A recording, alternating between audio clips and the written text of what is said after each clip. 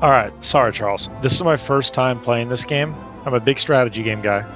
I've been playing Crusader Kings a little bit. Like I've gone from like Civilization and Bannerlords to like Crusader Kings, and now I'm tackling Hearts of Iron. I need you to Sherpa me through this process because I have no clue even what your words said when you said I'm very sorry to tell you this. I'm gonna want to delete everything I just added. So we'll just cancel all of them.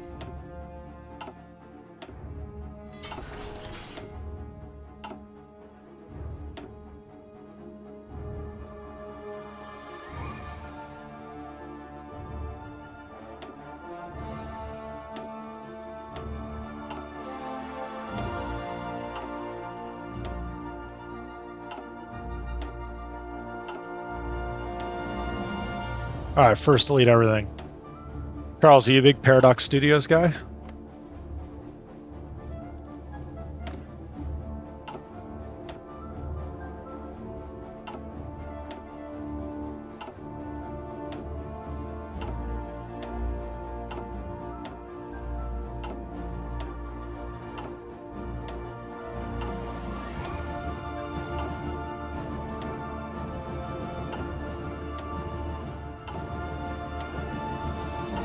Holy shit.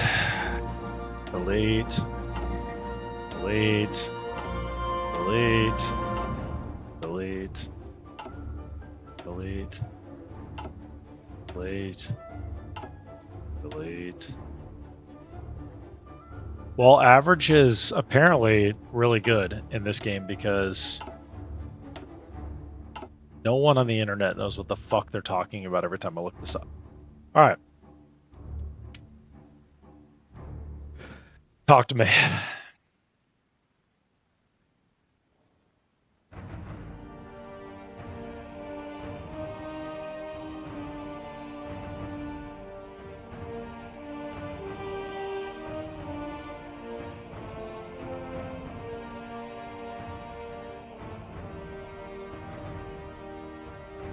Okay, so let's just start with guns. How many factories do I want with guns? Wow. That was way easier. Is 5 a good number to start with?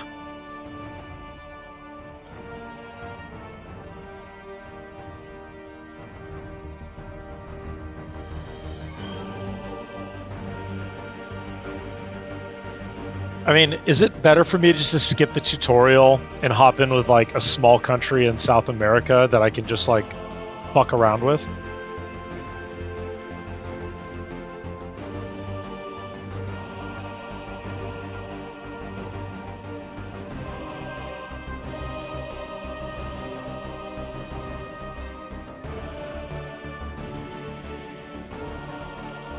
Let's skip the tutorial.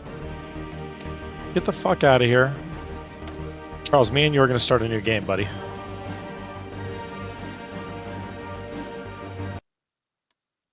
Alright, new game. Who do we want to be?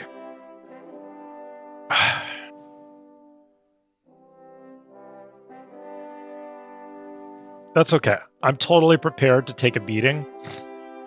But like I was like, you know what? I'm really good at Bannerlords. This will be no problem. It's a problem.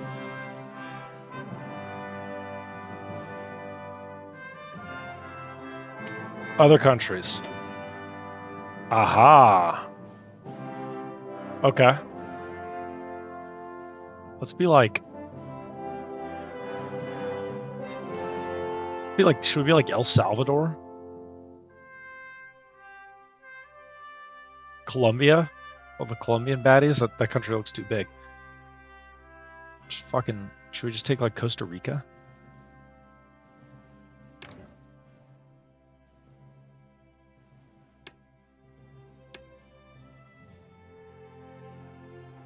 No, I don't have any DLCs at all. But, I mean, I can download them. Which DLC should I get?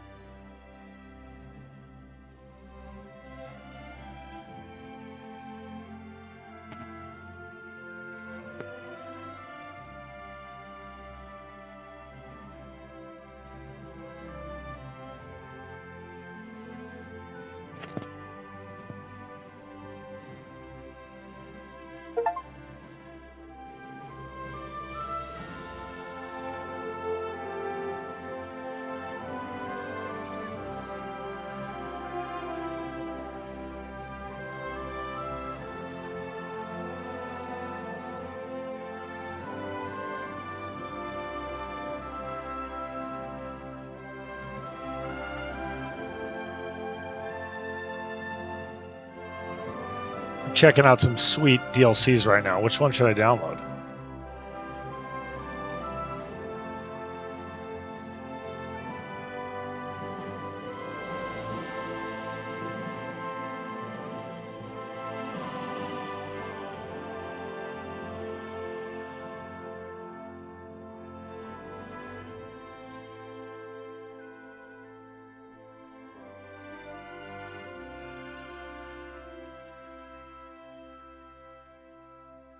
I'm going to buy 3 of them right now.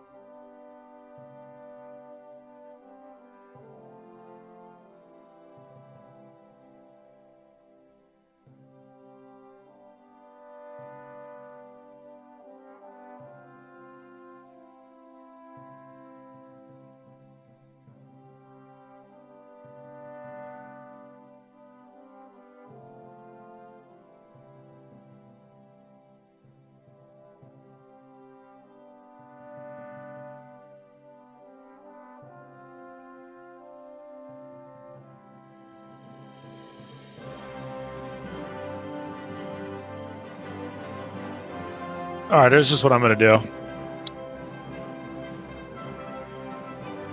I got the ultimate bundle and the no compromise, no surrender pack.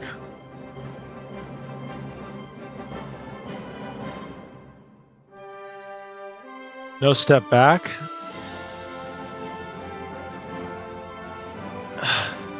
That's in my cart.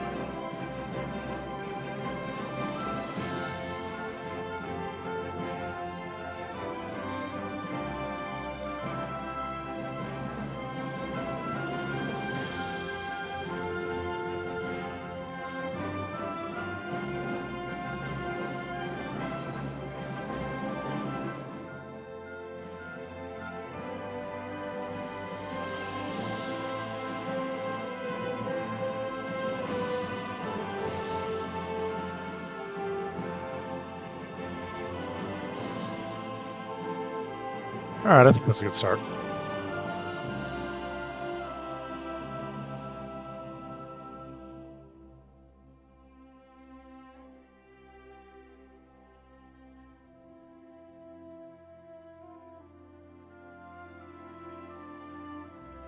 All right, well, those are downloading.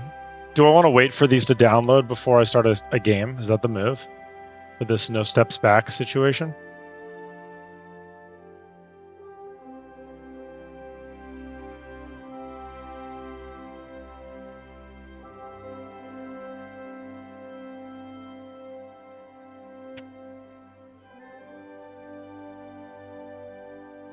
All right.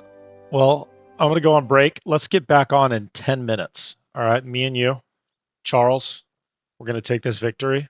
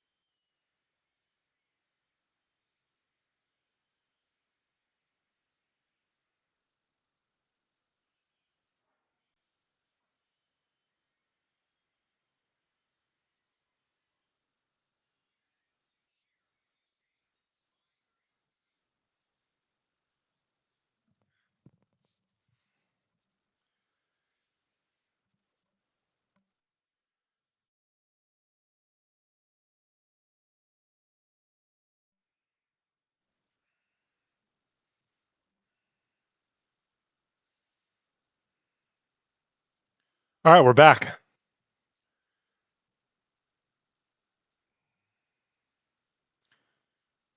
We are back. We are back.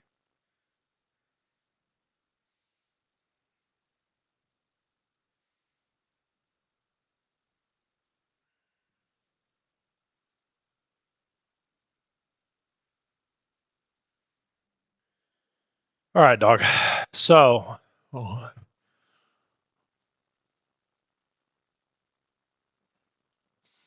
I don't even know how to do a Discord call. I have a Discord. Let me see.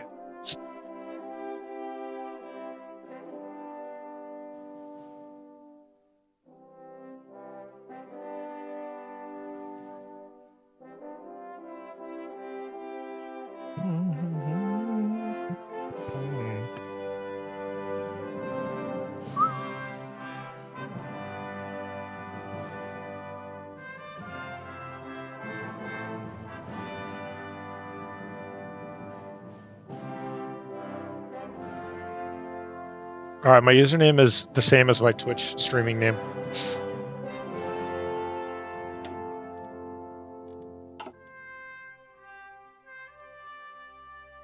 I spent $250 on fucking Crusader Kings and Hearts of Iron DLCs, and I don't even know if I like the game.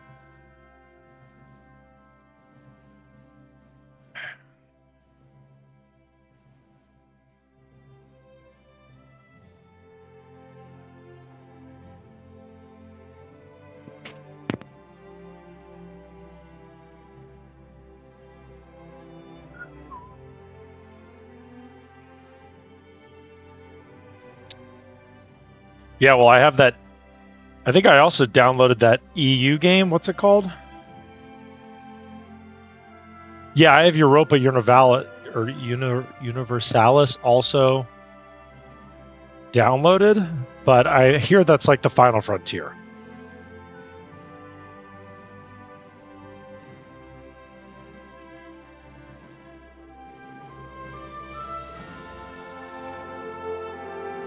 EU5.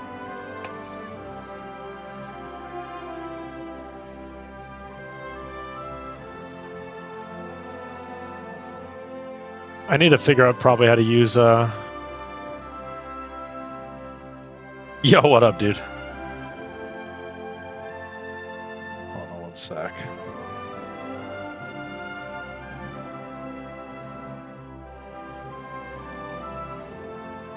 Yeah, hold on. I need to turn the chat down.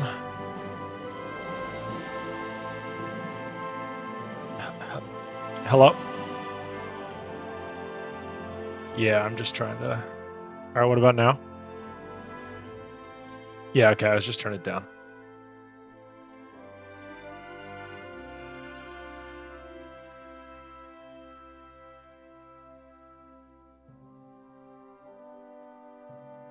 Okay.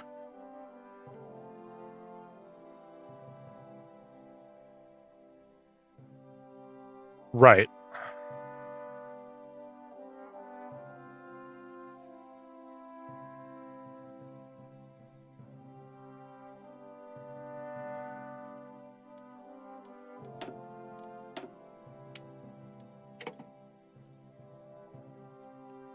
That's what I saw on the internet. Everyone is saying that Italy's really a good place to start, just because they have resources and it's kind of secluded a little bit. Is that the historically that's the one with Africa, Zimbabwe? Yeah, Ethiopia. Okay, let's do it. Italy.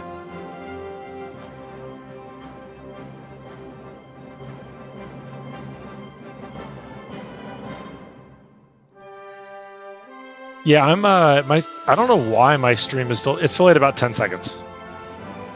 15 seconds. So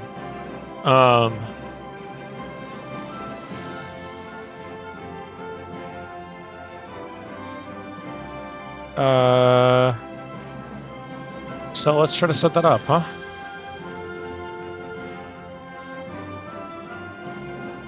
Yeah.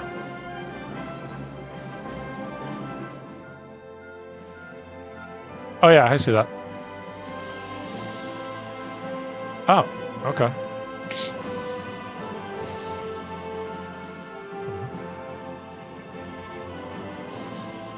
So are you just like a guardian angel sent from like Paradox Heaven here to just guide all of us through the game?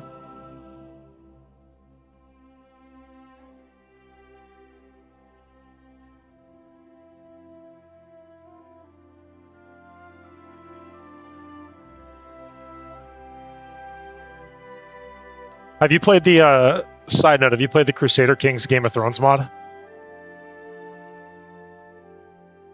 That's what I've been kind of messing around with, but all right, go away.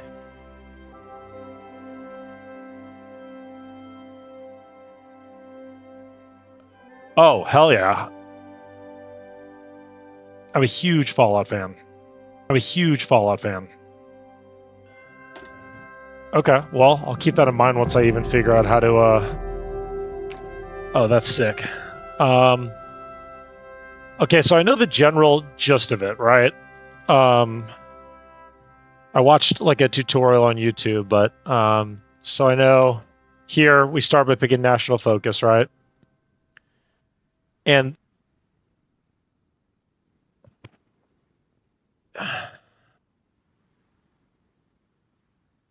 what?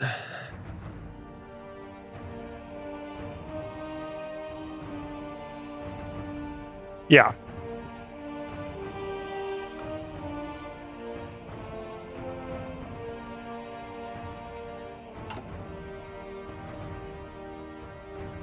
Yeah.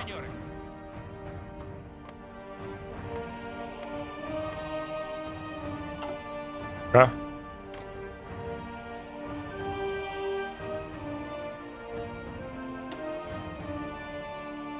Holy hell.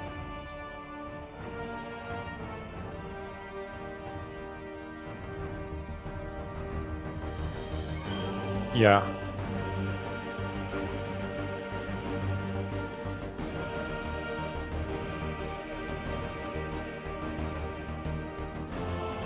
Yep.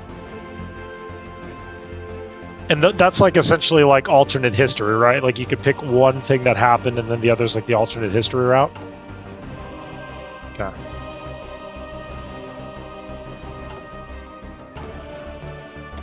Yeah.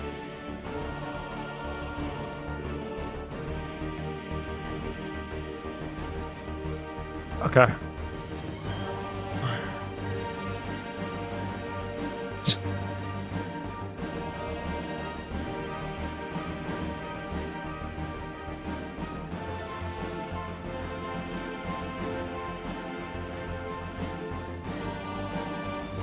Right.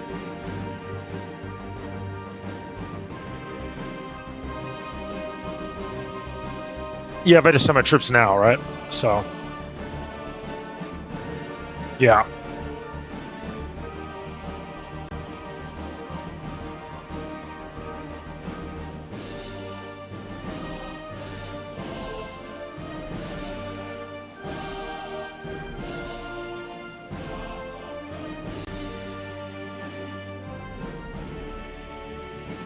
Yeah. Right.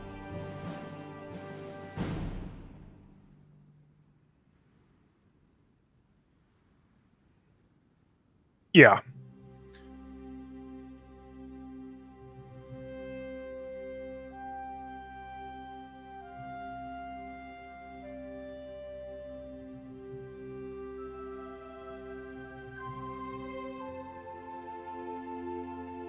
Okay.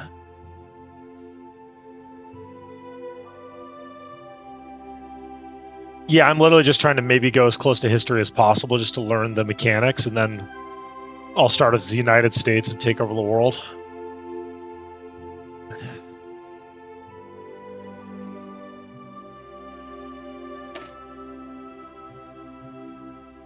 Okay, so yeah, I don't even need to do these because if I just try to conquer Ethiopia, those will autocomplete, and I can just run that tree later. Yeah.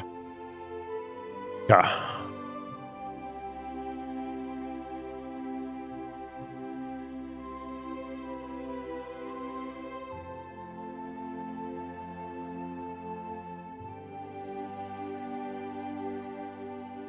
Ethiopian war logistics.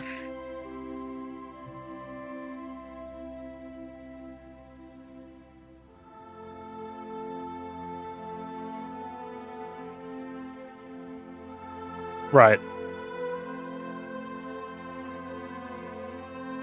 Yeah.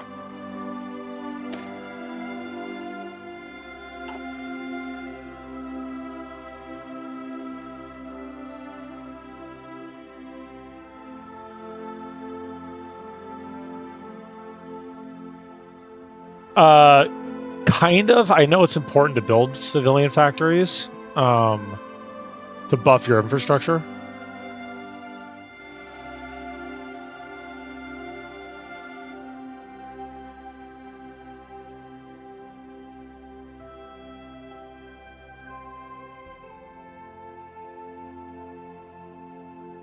Okay.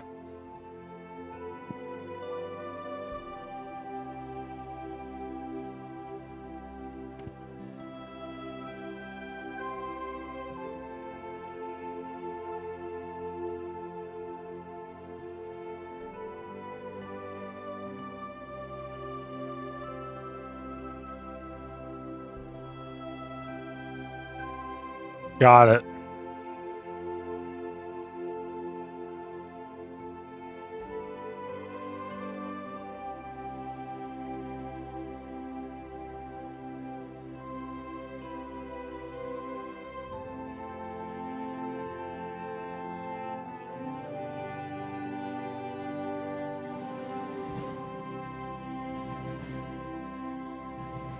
Yeah, I mean, I definitely want to probably start with Italian highways just to get things rolling on the economy. Again, I have 4 years till the war, so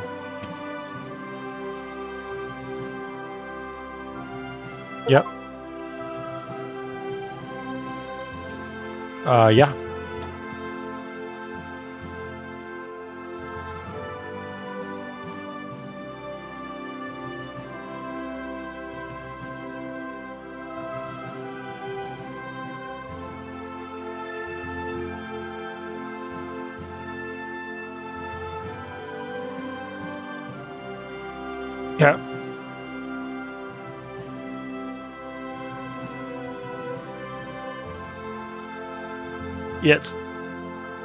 Yeah. It's just way less energy consumption.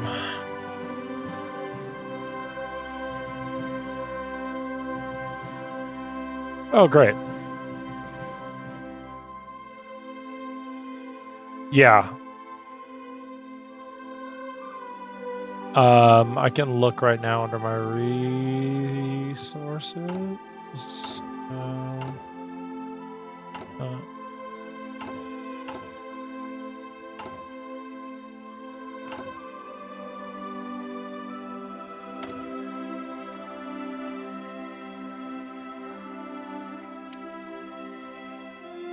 yeah. So then this, like for instance, I'm in the red on coal, so I want to do a trade with the U.S. That'll fill up.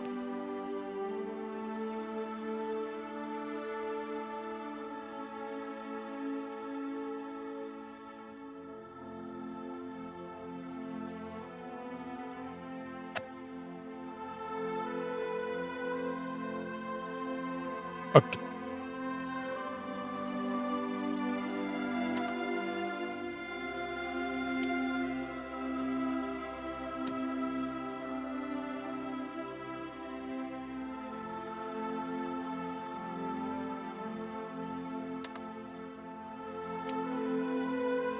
Got it.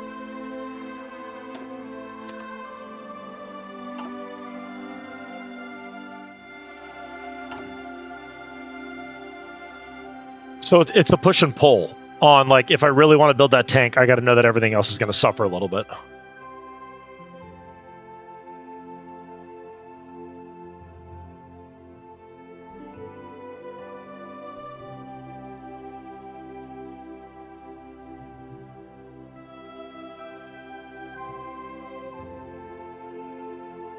Oh, okay, let me go back.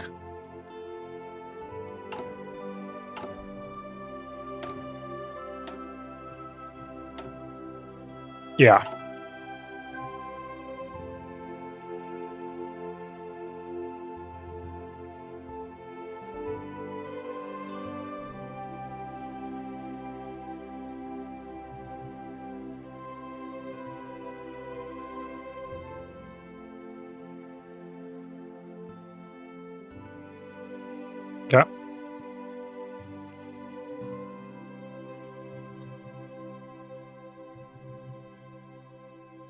Got it.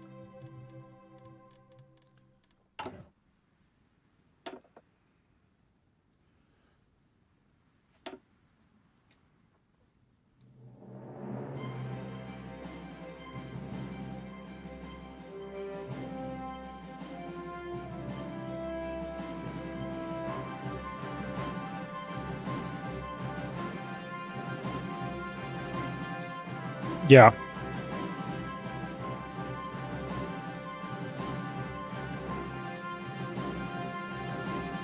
Right.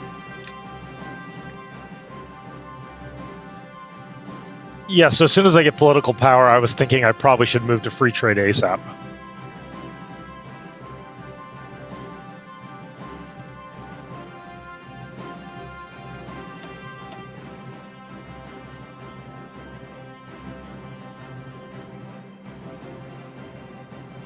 Huh?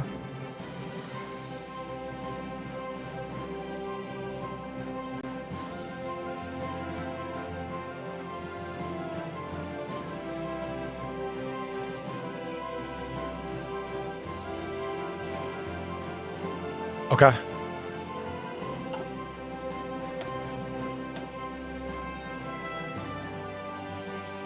So just start with some research and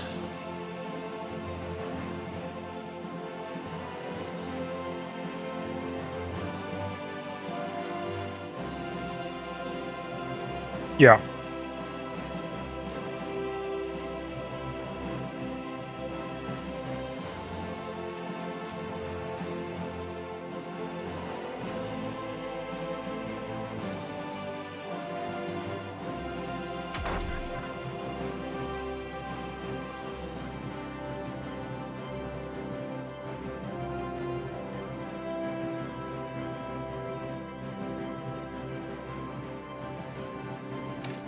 All three of these.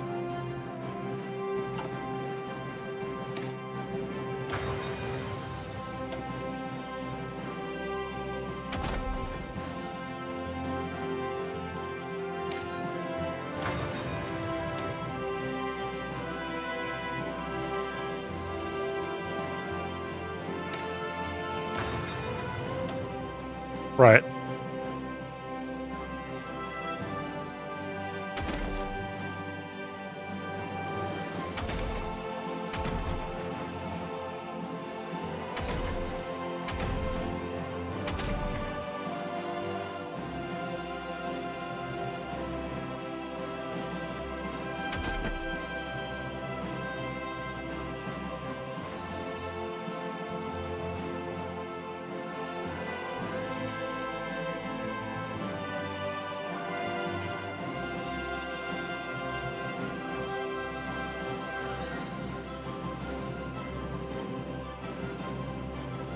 Okay.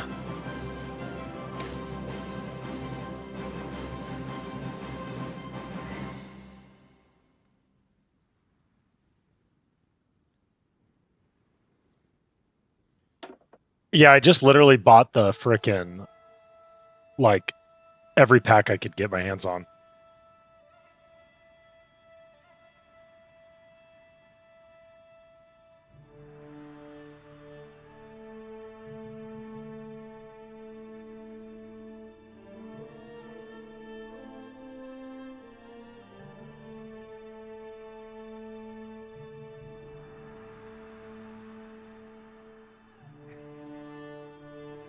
Yeah.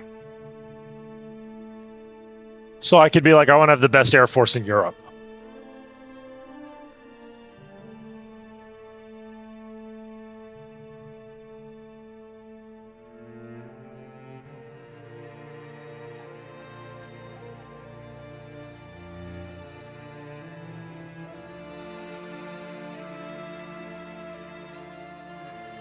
Okay.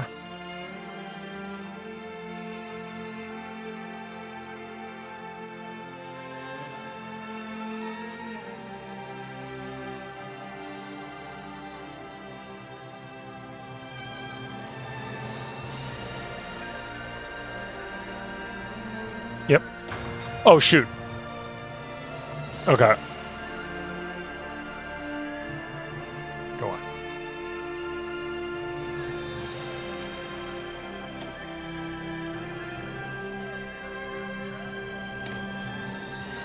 Okay.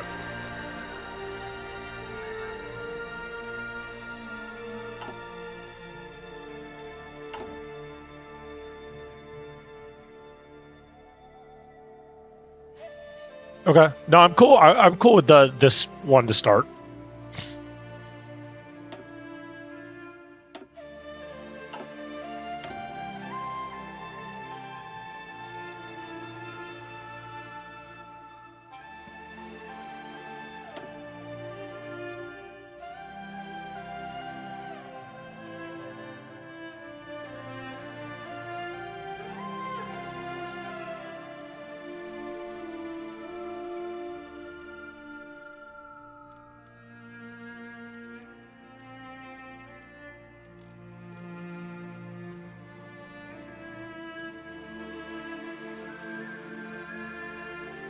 Right.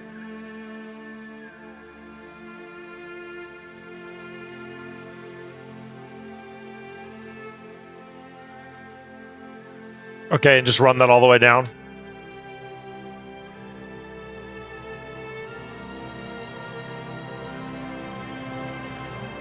Yeah.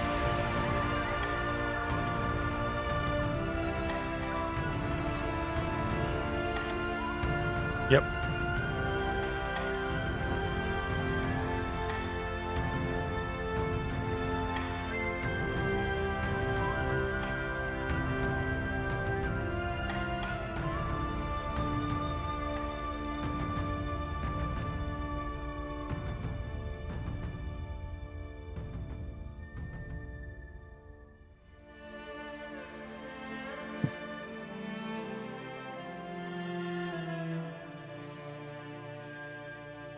Okay.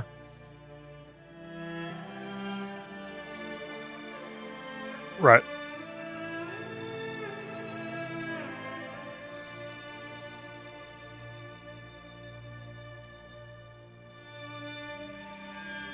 Yep. And the consumer goods is essentially affecting like the happiness of the people that live in Italy.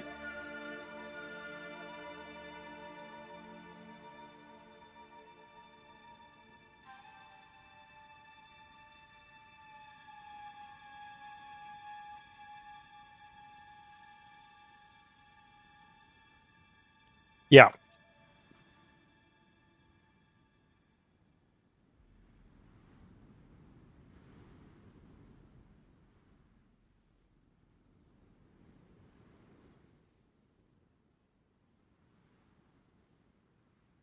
Got it. Got it.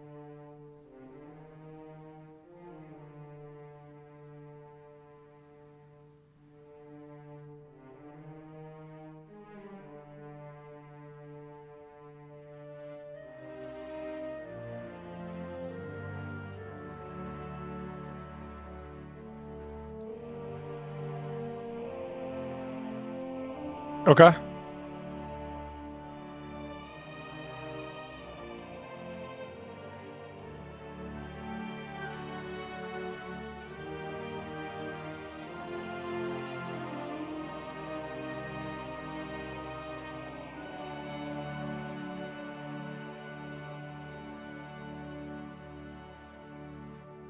Okay.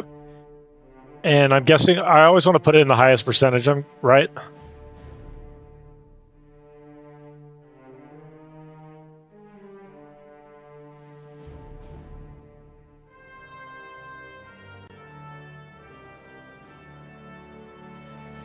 Yeah, I'm not in a war anytime soon, so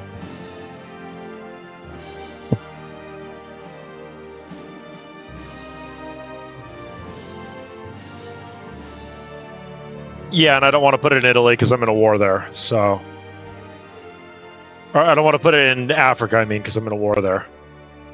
Okay, so I'll just put it in Emilia Romagna.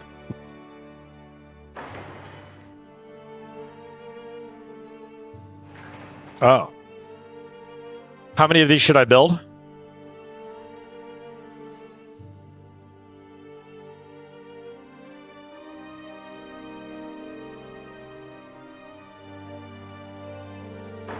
Okay.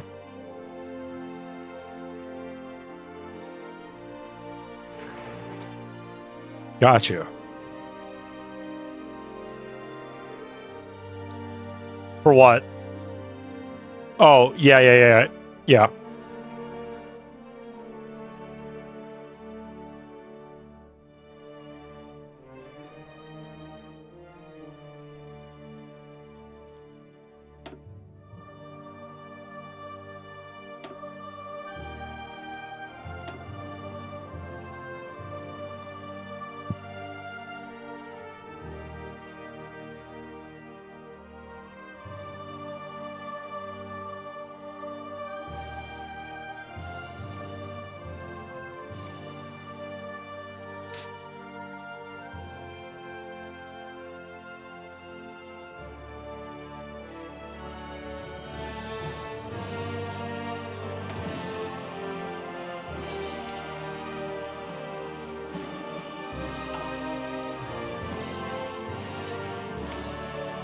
Oh.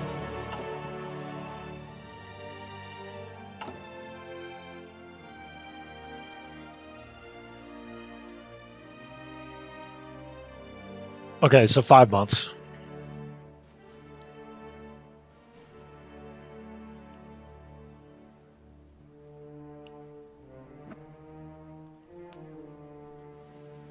Okay, so do I want to increase it or leave it? Oh, got you. Okay.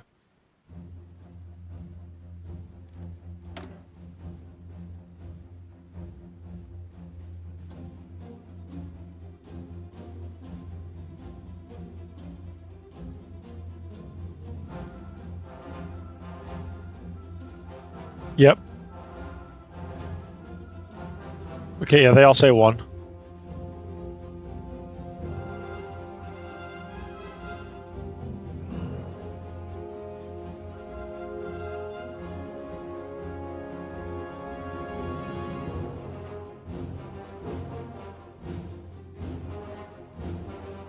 Yeah. And how do I know the cheapest? Is it just by the resources here?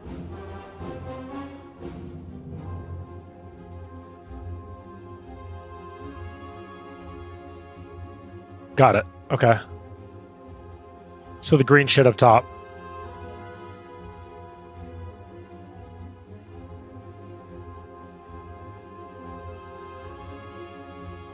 Yeah.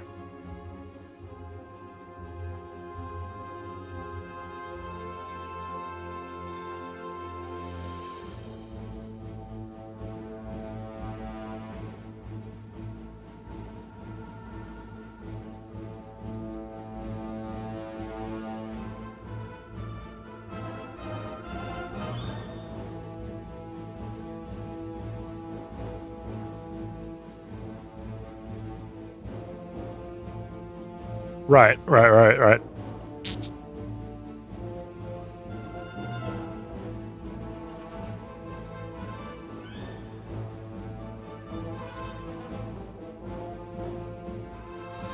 Okay, so should I increase my military factories on these ships?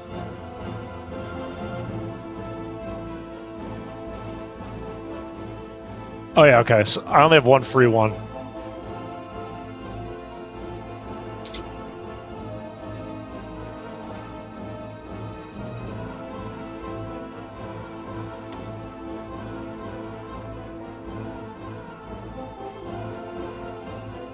Yeah.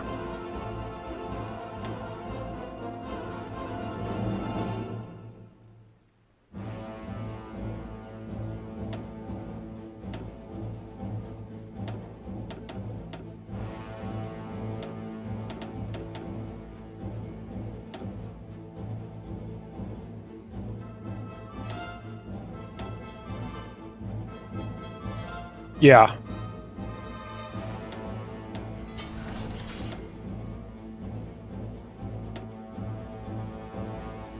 Okay.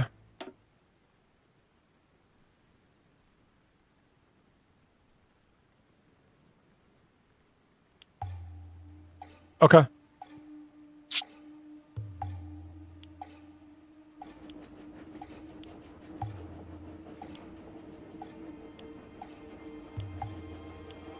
Okay.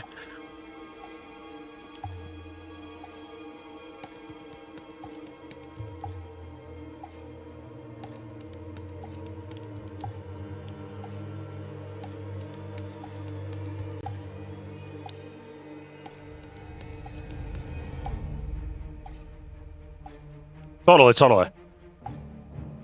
I mean, I'm just right now trying to understand even like these games do a horrible job of telling you what everything does.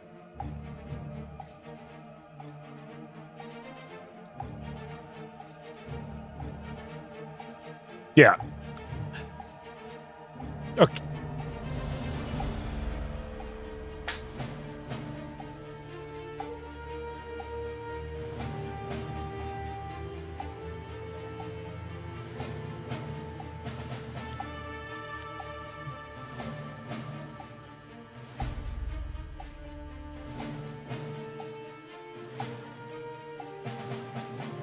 Yep.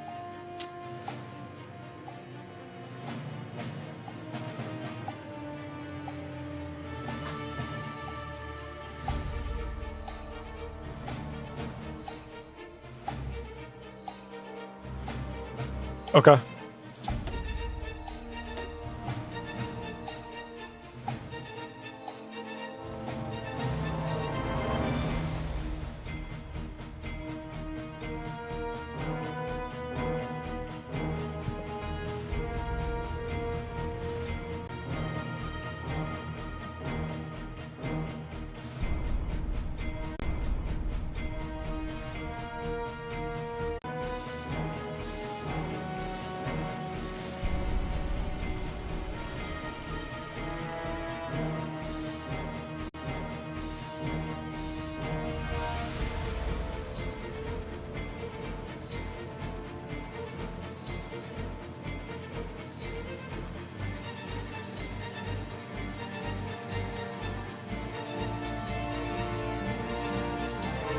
Okay, so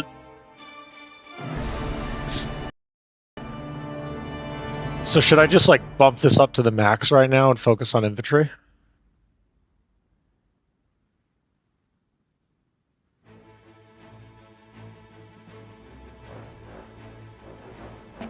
Well, I also want to get I want to get my plane side too because I spec'd into that, right?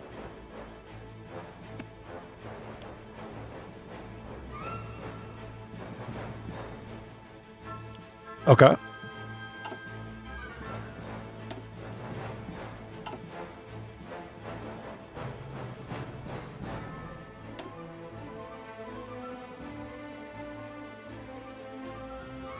Okay.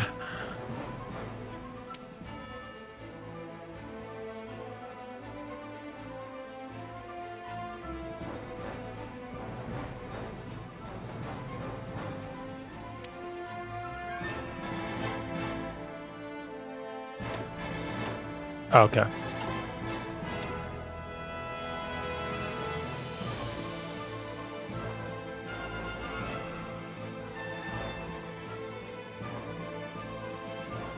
Got it.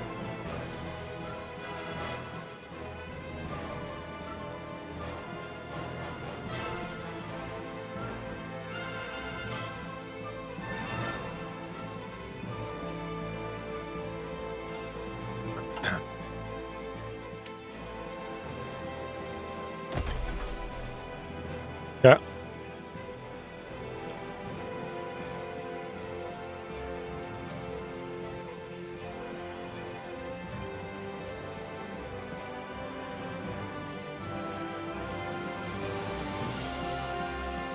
Okay, so is 3 a good start?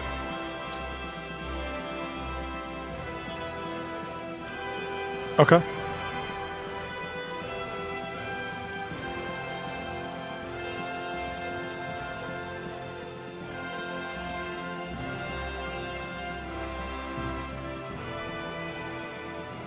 Yeah.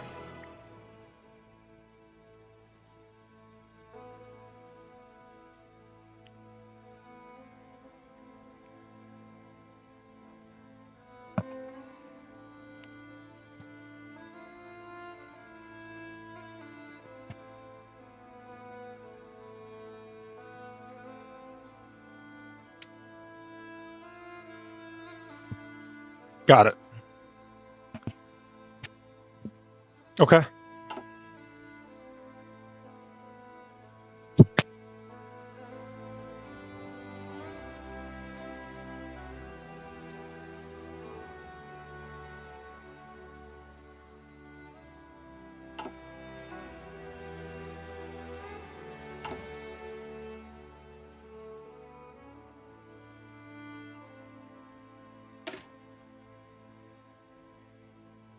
Jesus Christ.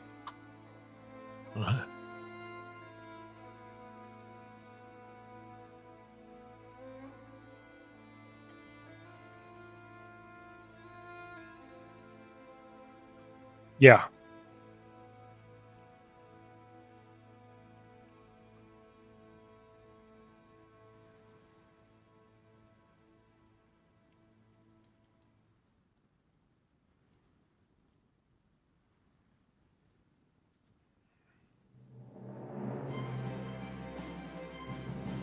Which one? Yeah. Yeah, 30.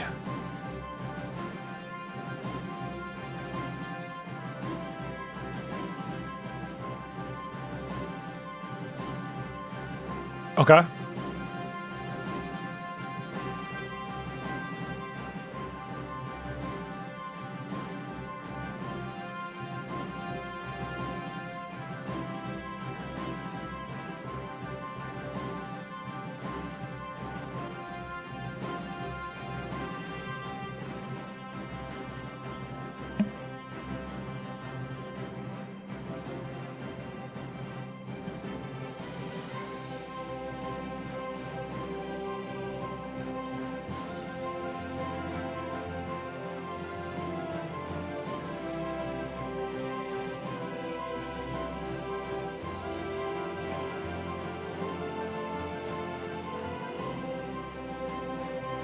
Wait, are you? Sorry to interrupt. Are you also?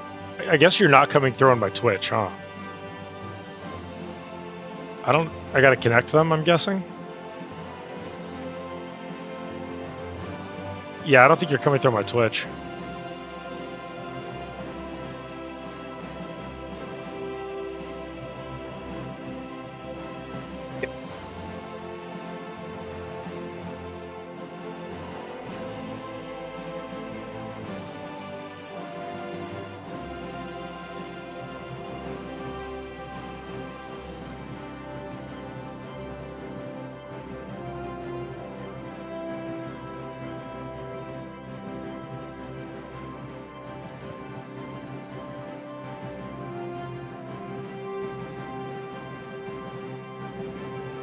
Yeah, I don't know what the delay is for, but I'm gonna figure it out.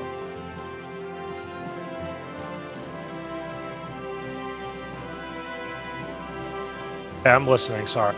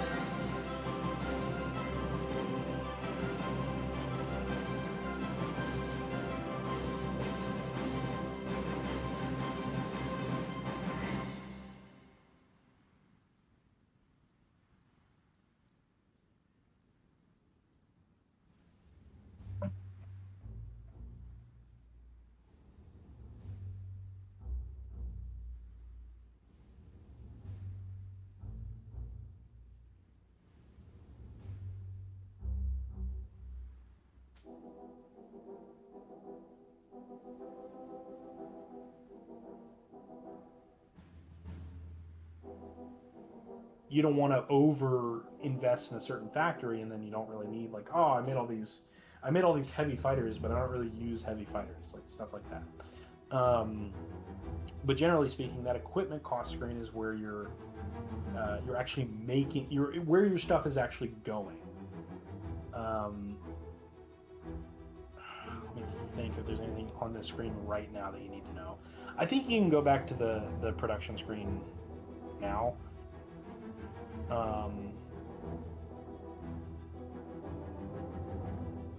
You're on the stream. Huh? Well, you're on the stream now, and I think I fixed my delay. All right, so talk to me now. Speaky, squeaky.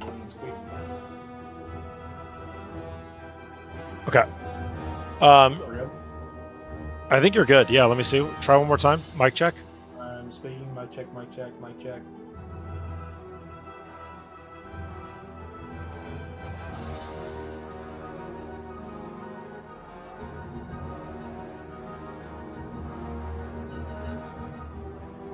A little quiet, but yeah, you can. That's fine. I can turn your volume up on Discord. I turned it down because.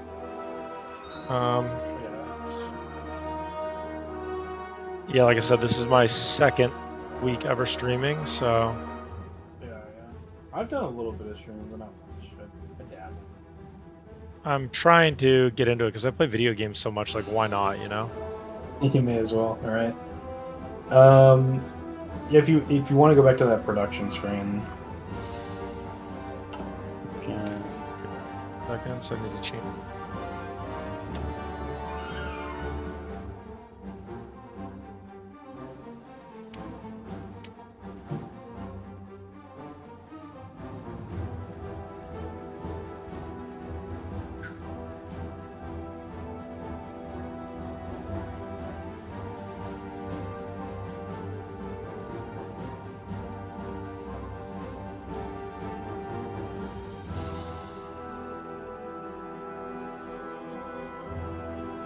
Very weird right now.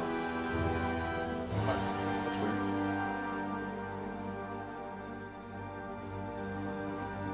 What's weird? My volume situation is very weird.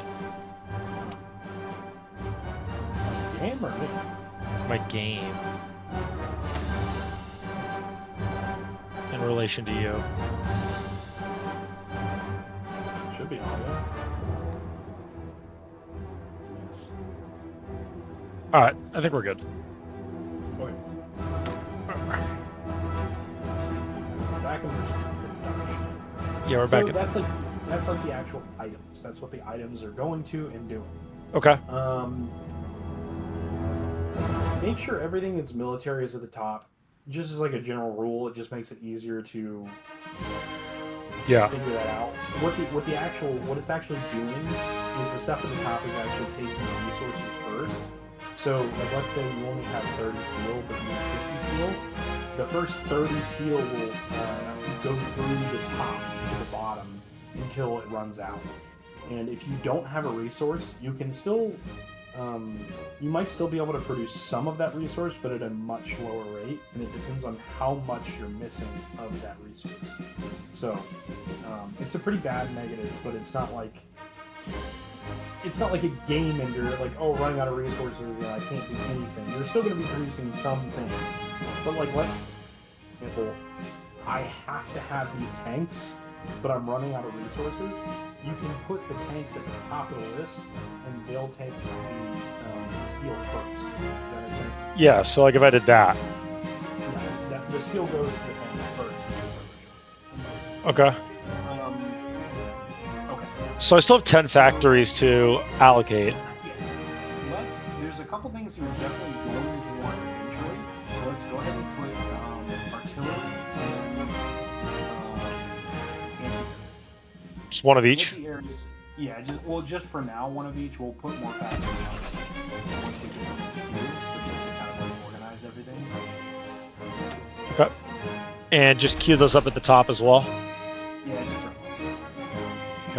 also press those, you see that green button? You can click shift and then the green button on the left side.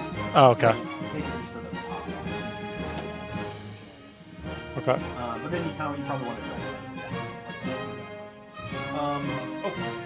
So, just on like a conceptual level, the anti-air is really strong. It's not only strong because it's just on planes, it's also strong because it makes those planes affect your units less. So, like, for example, if a bomber is trying to keep a tank, if that tank also has AA over it, the bomber is going to, like, not be able to, bomb as effectively. It might miss the tank more often. So, there's, like, there is, the actual killing of planes is very important, but also stat points are super important to, okay, so, like, 3? Yeah, for now, 3's probably fine, and then Okay. Support equipment 3? Yeah, sure. You're gonna want some planes. I don't really know how many and what yet because I haven't really looked at it. But I hate to like go ahead like already do kind of like a meta thing here, but like heavy planes are kind of hard to make work. Okay. They require a lot of resources, and they are it's like it's kind of a higher level concept to know how to strategically bomb. In that there's some weird mechanics with it that don't make a ton of sense, but also like destroying an AI's economy is kind of harder than destroying a player economy because the AI kind of cheats. And that's like they do that in Crusader Kings too. So it's sometimes worth it to just have like a bunch of fighters or a bunch of dive bombers. Just like basic close air support? Yeah, so close air support is like those dive bombers. Okay. But before you click them and like get into them, you see those little buttons to the right. They're like versions, great variant. Yeah. On the variant. Okay, thank God. Yeah, you have the plane designer. Okay. Whew. So, the plane designer. How do I explain that? Maybe we shouldn't click on that. Sorry. Click on the one for the best fighter we have for now. I think it's the CR-32. Yeah. Well, click on the right. So you can kind of see what design actually is. Okay. So, depending on the level of your fighter, or I shouldn't say fighter, I should say airframe. The reason why is you can make any airframe do anything by putting what you want on it. So you can make a small airframe that has bombs on it, and then it becomes like a dive bomber. Or you can have a big plane, and you can put machine guns on it, and it becomes a heavy fighter. So really, these airframes are more of like frames that you can build to however you want them to work. So this obviously is a fighter because it has guns on it. If you were to put cast weapons, it would become like a Stuka dive bomber type thing. Okay. You don't have something called air XP yet. Basically, from fighting battles or fighting in the air, you also get it kind of passively through something else that I'll show you later. But this XP is used not only for division designing, designing like tanks and planes and whatever. It's also used for division designing. So if you want to put like, oh, I want another support unit in my division. So like, let's say, for example, a good example is eventually you are going to add anti-aircraft to your divisions. Yeah. You're going to go ahead and produce it, and that's okay. It's not going to go anywhere. But then once you add it to your division, you're going to consume some XP, in this case Army XP, to add them to the division. Okay. So you don't have any right now, but that's like how you would build this plane. So for now, you can kind of X out of this, and that's how it works. I don't want to put any secondary weapons or anything like that. Well, you can. Oh, yeah, that's right. Because you don't have the XP. But, all right, so I should build these though. Yes. One concept I would kind of think about is like I would never build a fighter. Don't build a fighter that can also bomb. Just put guns. Got it. And then do the Maki thing again.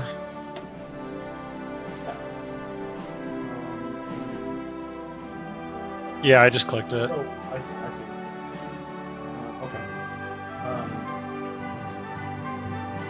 So there's actually two places to do that. Design can be an MIO and a production. Okay. So you see how your production line has that little symbol next to the growth? It's like a. So like next to your planes, next to like the main planes that you just put in, Yep. there's like the growth with the red bar. Okay, yeah. To the left of it is the Machi's symbol. Yep. So every time you build a plane, it increases that. Okay. But also designing a plane does that too. So when you design a plane, you can select which MIO it's going to get its bonuses from. Okay. So just make sure both of those are the case. In this case, we can't use I'll show you how that works. Okay. I don't think we probably use light tanks. I think they're a little. You can build them for now just because you have something that's easier, but you're probably going to eventually use something else, just for your information. Okay. They're kind of like. I mean, if you think about like tank production in a war, light tanks very quickly became that obsolete, and people switched to medium tanks and heavy tanks. And it's kind of true. Like, why would you put a bunch of effort into building light tanks if you're eventually just going to switch in? For now, one's fine, but that's. And I should put my last one on planes. Yeah, sure. If you got one left. Okay. Not a bad deal. Just so you see what it is, you see that red symbol, the next button. There's a red symbol with a wrench. On the very top. It's those buttons on the top, like the ones we click through to get to a new. Oh, yeah. Just hover over it. So what it is equipment required for reinforcements, but you're not making them. And that's okay, because you're not going to be making tactical bombers. You probably will eventually be making close air support, but for now, whatever, it's fine. But that's what that means, is basically something is requesting that item and you're making none of it. If you ever just wanted to get something off of your screen because you know you don't actually care about it, you can right click that, and that's okay to write. You can just write that. It'll go away. Okay. I guess it wants us to do where we do next. If you shift left click that button, it'll bring up all of your.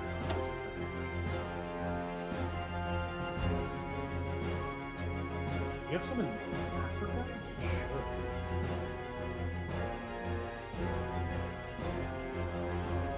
So what the red is like places your planes can't reach at all.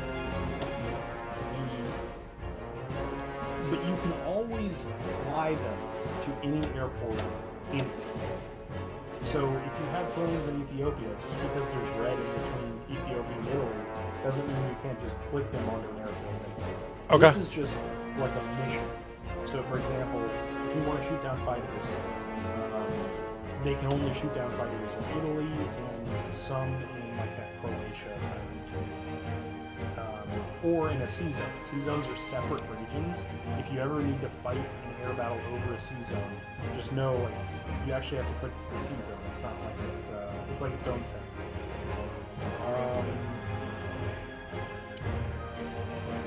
One important thing to think about is you see how that circle inside is so small? Yeah. Your planes won't be able to reach the southern tip of Italy. And that's not necessarily the worst thing in the world, but it decreases something called mission efficiency. So let's say your enemy can fly over all of Italy, but you can only fly over some of it. Your mission efficiency would be much lower, and you'll trade worse in kills, or do less bombing, or whatever that mission is will be worse. Okay. For right now, just what those buttons mean at the top, when you have an airplane group selected, they're called air wings, you can choose what mission they go on with that cogwheel or air superiority, close air support, that kind of stuff. Okay. They'll only do missions that they can do. So if your plane doesn't have a bomb on it, it will never be able to bomb. It's just not going to work. Got it. But the reason why all those items are showing is because you have two different types selected. So it might make one of them be bombed, but it's not going to make both of them be bombed. So you kind of want to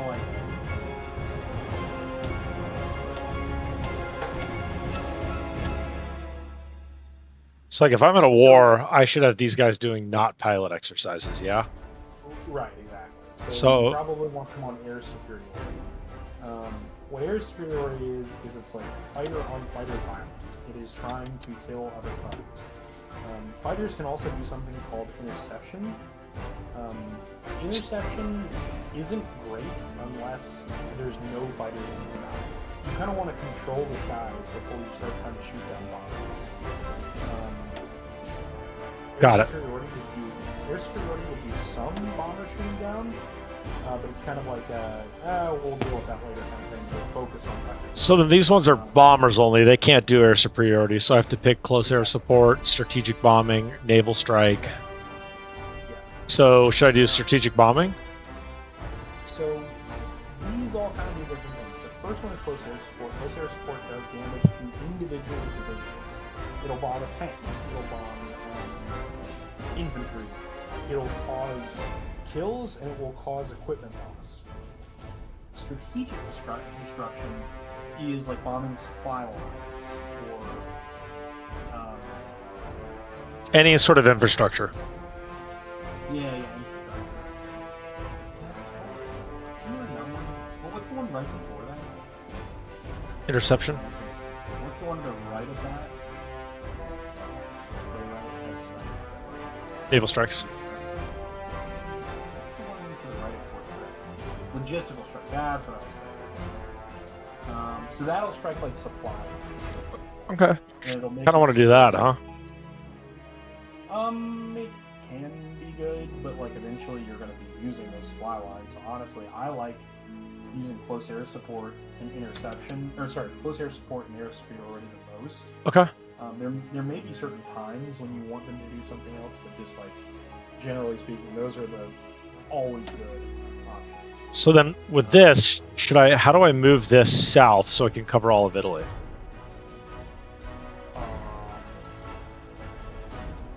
Well,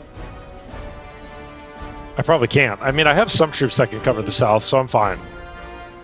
kind of think of the zones as like a full section. So if you're covering some of it, you're covering all of it. You're just not doing it effectively. The zones don't really like get broken up. I kind of just use that as an example of like notice how your efficiencies will go down if you're not covering the whole region. It's not as if you put others down south and you're now covering the whole region. It's the fact that those fighters don't have the range to cover the whole region. Gotcha. Okay. So their specific efficiency is going to go down because they can't cover the whole region. And that's why range is a super important stat on planes. But for right now, we're probably just going to want to put all the planes in one place, and then we're going to want to shove them together to make full air wings instead of like separate wings. So find a big airport, probably Rome is your biggest airport, and just put them right-click them all into Rome.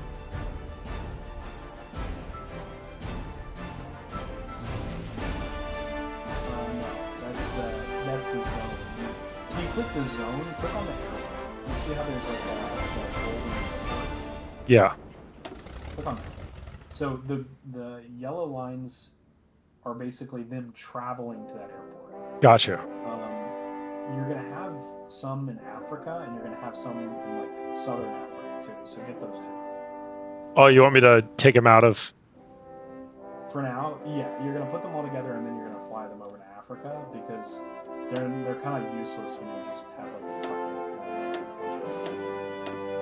So you see the one, so literally on the map, you see the green one, yeah, right. Just take those and put them in. There is some time. Wait, that's Laszlo. Sorry. No, that's all right. Oh yeah, that's fine. Okay. All right. And then there's some further south. So you see it on the right side of Africa, and then down to the right. No, those are bows, I think. Those are stupid. Yeah, those. So go ahead and fly those over. We'll eventually kind of get them. And something to think about. Look, for example, Italy or Ethiopia cannot make planes. They don't have the resources. They don't have the factories. You're going to have total air superiority in Africa.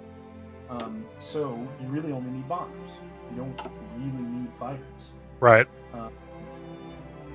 But those have travel time, and we'll worry about that when they finally get there. It's only going to be a couple days. For right now, let's get all of your units together. So you see those, you can right-click that question mark off your screen. Hold left-click on all of your units. Oh, sorry, that's not right. Shift left-click the red division icon at the top of the screen. This? It's the one, the red one, right? Okay. Sí, signore. You should select every single unit in your entire army. Okay. And then just for now, press that plus button at the bottom of your screen. Don't be greedy. This is basically organizing on just putting it all in place so we can start organizing. Okay. For now, because we have a bunch of troops in Africa, go over to Africa, and we're going to make two separate units. We're going to make the northern front and the southern front. Okay. Not the northern Africa, the one in the war, basically. Ethiopia is the war. Okay. Okay, so you see how there's guys in the north and there's guys in the south? Yeah. Left click and drag over the ones in the north. Formazione. And then click on that button that you just used to form a new army. Yeah. So you see how it took guys out of the section? Yes. That's how that works. Yeah, it's going to separate them. So you then, can also do that for the guys down south. Pronto, signore. Make their own army? Yeah. Okay. And then the guys in North Africa maybe make their own thing too, just to kind of separate them. It would just be easier. No. Oh.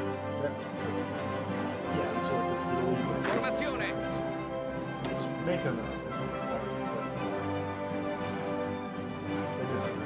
Click the one on the click the green button. Get those. Ah.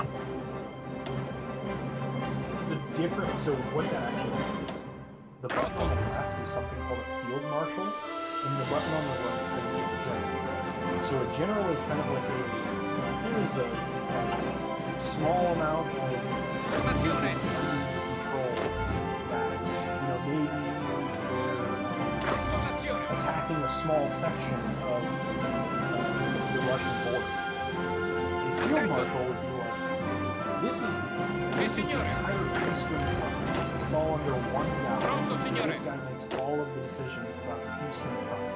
So like, you can group generals under field marshals. Okay. They all give their own bonuses. Field marshals obviously are kind of like can give more bonuses because they're bonusing each general below them. Got it. So you almost always want a general under a field marshal. You see how they're kind of separated right now?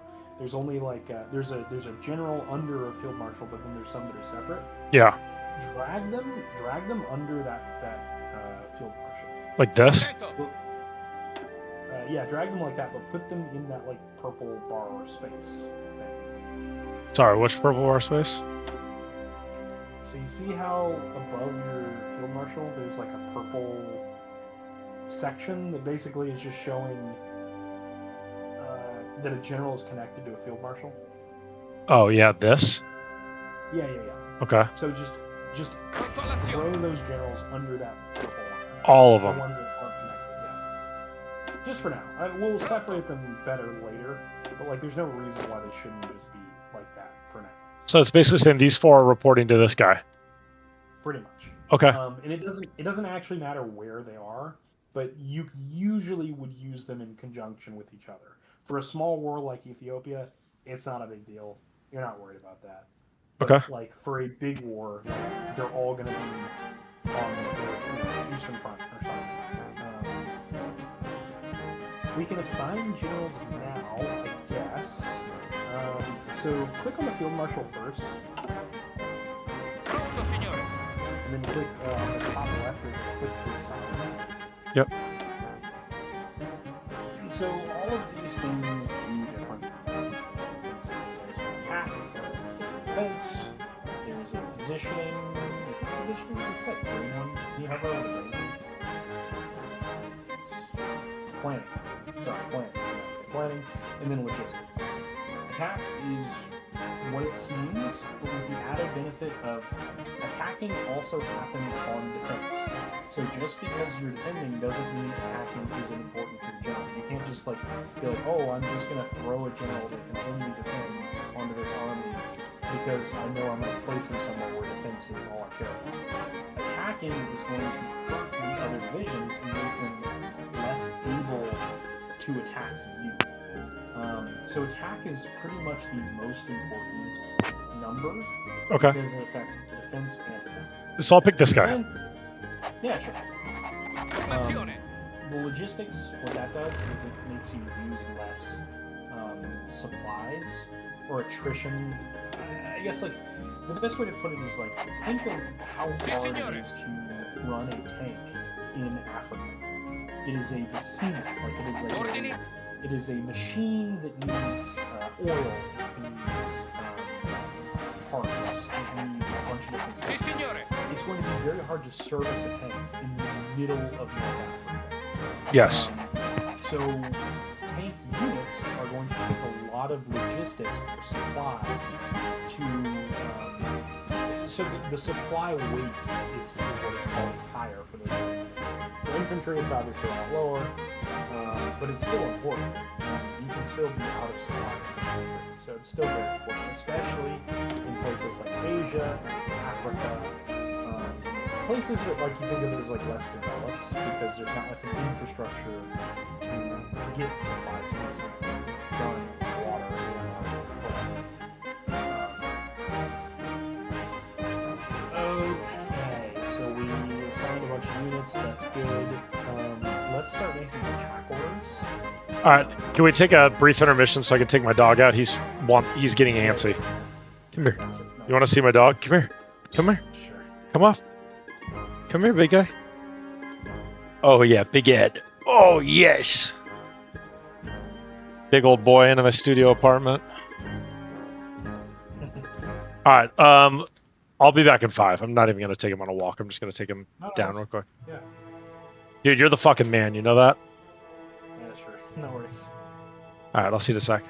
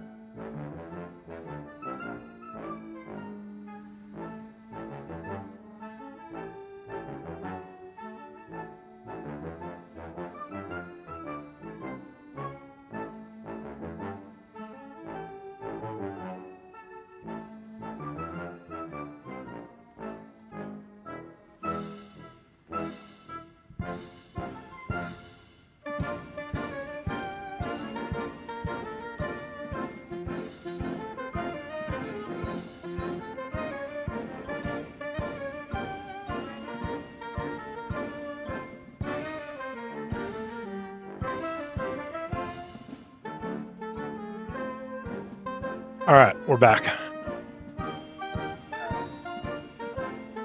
We're on training troops now.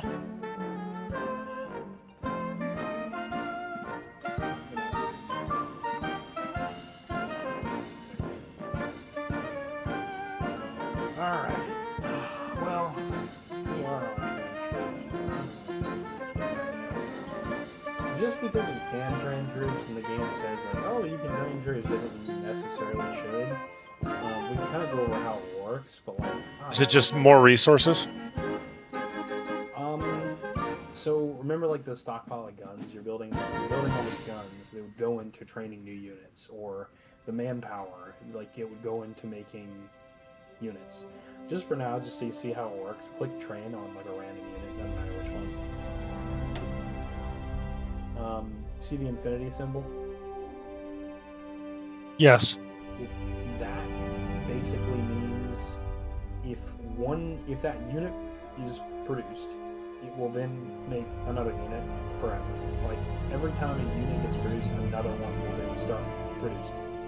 You don't really want that. You kind of just want the amount that you want, because eventually you're going to run out of manpower, and you'd rather the manpower be used for like, eventually your guys are going to get shot and they need to be replaced. Right. You don't want to run out of manpower for the units on the field. So you almost never want to have that on infinity. And instead you want to use the add unit button. So if you click add unit,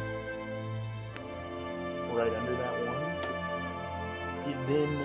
that's 2 units being created one time. Or you could do 2 units being created 2 times. But got it. But like that's what that means.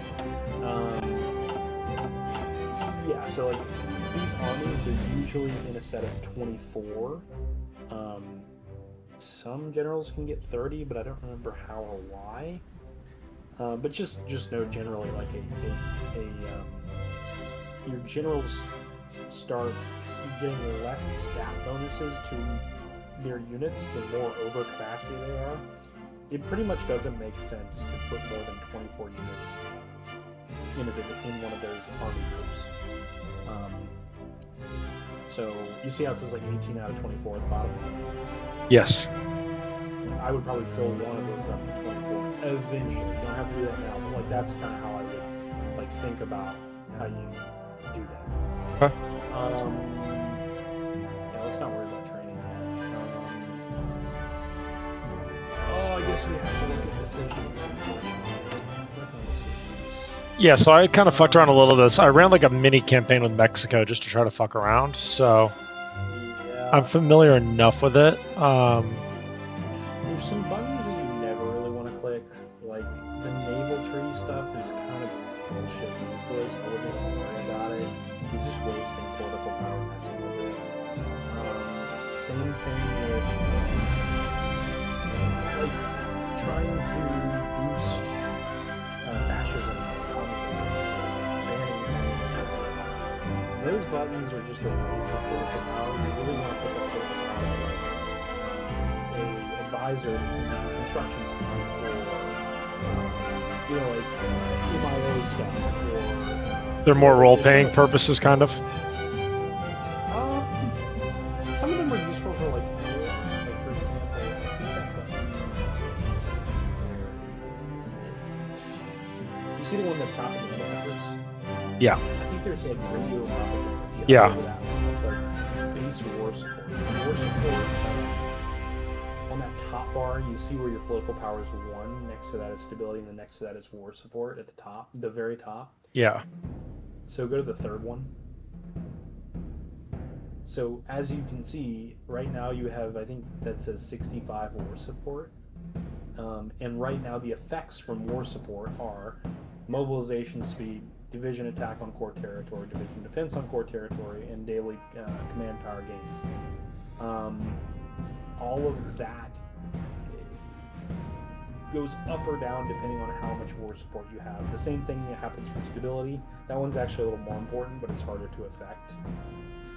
But like as you can see, effects from having 42% stability, you're getting negative political power gain, you're getting dockyard and factory output So that's just like a flat minus to how many guns you get or how many boats you make. So that's pretty bad, but there's not much you can do about it right now. Okay. But that's what those decisions often do for you, like boost those kind of things. But there's some stuff like, for example, like commandeer trains. I've never clicked that button once. I'll probably never click that button once. There is some fun RP stuff, like proclaim Greater Italy. That's kind of fun. Like if you get enough territory to proclaim, it's at the very bottom. You like make a new nation, basically. Got it. If you gain all that, I think if you hover over or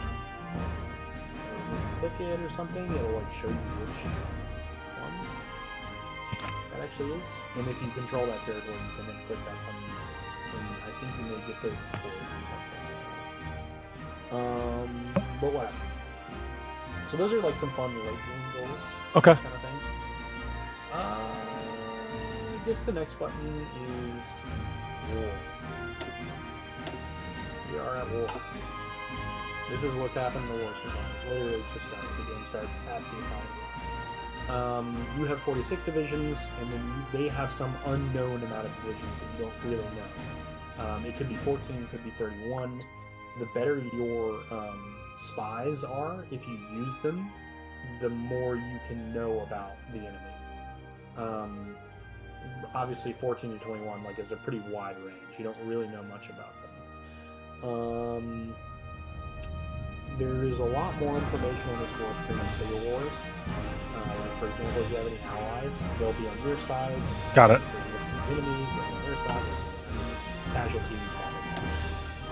Just while we're doing war, I would always keep that button up because you're always going to want to reference it. Okay. While you're on war. Go to the place where the war is actually happening, and we're going to start assigning divisions to do certain things. So the guys in the south, we can work on. Find the general. Yeah, and then there's a button that looks like a squiggly line in the middle, kind of like in the middle of the screen, kind of middle of the screen, down one, left, that. So that's a front line. Basically, the men will man whatever you do here. Now, there is some nuances to what the clicking actually does. So if you see, you can just click a border if you want, and it'll man that whole border. Or you can right-click and drag, and then you can man like part of the border with some units and then part of the border with other units. So this is essentially protecting troops from crossing over the border. This is like border patrol. It's more like where they're going to sit. So, for example, let's say an enemy unit takes a tile and they push into you. That border will just shift back. It's not like you have to make a new border every time. It's just kind of telling your units like, oh, sit on this section of the border. So, click it and then click the bottom of Ethiopia. Okay, click this. So you see how, like, yeah, you can pick any border to go on. If you left-click that border, it'll occupy the whole border. Oh, shoot. Oh, that's fine, it's fine. You can fix it. You see the trash can button on the far right? You can just click that and then click border. So now, try to do that again. Whatever. Well, not the door. The door's fine. Don't worry about the door. It's the front line, and then try to either drag across the whole. Yeah, that's fine. And then eventually I can't tell, but does it say like there's a certain amount of divisions assigned to that line? Is that what it says?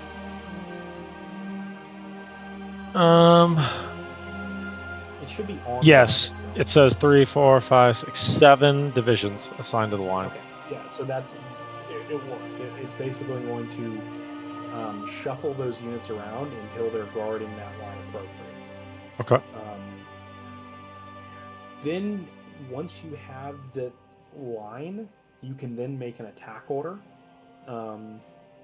So the order next to it is like an attack order. So you just did a front line. Now you do an offensive order, I think. Oh, okay. So like this. Yes, offensive line. And that one works the same way, but you drag it inside of an enemy country. So obviously you're on the country's border, and then you drag to where you want your units to go. So kind of drag like left to right. You can just delete that order, but think of it as like what line you want your units to advance to. So for example, you could do from the mountains on the left side of the country to the coast on the right side of the country. Okay, so here. Well, you can delete that order first, or it gets finicky. It's fine. You could do it and then just fix it, but you got to be like on the line. It's a little weird. There. Yeah, you got it. Okay, so then this start left. Yeah, but like higher up, like you see where the capital is. Kind of draw through their capital into the other side. So from one end of the country to the other end through the capital. Fuck. Sorry. Yeah, no, it's like it's weird. It's a drag. That's right click dragging. Yeah, that's fine. So you kind of see how the line. Yeah. That's where your troops are going to end up. Okay. If their orders are done correctly. So you may have clicked your units to do something. What I would do is, since you have them all selected, hold Control and then right-click the line that you made. Not the offensive line. Well, actually, I don't think it matters. Pronto all'azione. See, clicking that doesn't matter. Sì, signore. Maybe click the border first. Actually, maybe that's what it is. Ordini. Oh. To assign the units to support. Okay, that worked. So you see how they were all kind of like moving somewhere? That's Yeah. because you accidentally had selected them and then literally told them where to go. The difference is pretty significant, but you may still want to do it manually depending on your situation. So these offensive orders, they get planning bonus because it's like a part of a larger offensive operation that your general's planned. If you want a unit to just do something you tell it to do, you can always just select that unit and then right-click where you want it to go, just like any other Paradox game. But the reason why you use these offensive orders is because they benefit from this planning, and they use less planning to execute those planned orders. Trying to think of... so like a good example of when you might not want to use this, tanks are a great example. Like, you can usually beat anything with a tank, but if you want to like blitz through a line and then circle something, you kind of just want to tell your tanks where to go instead of trying to like follow this weird attack order. Right. Where they'll stop and help another unit or do whatever. You kind of just want it to do what you tell it to do. But in this case, like for a bunch of infantry, this is kind of a good solution. So now you want to do that from the other side because you've got forces on the north. Pronto, signore. Now, one problem is there is a country, and this is kind of like meta. Like you don't necessarily know this is the case, but like if you know about history, you know that the country next to Ethiopia also joins this war. That tiny little country called like the Sultanate of Austria or something. So you kind of don't want all of the units on the Ethiopian border because you kind of know that then like they might need to Formazione. shift into that country when that part gets declared. How you selected just some, that's what you want. And then I might even select a few over on the right and put them over on the left, because that little country is going to straight run over. So you can put most of the units on that.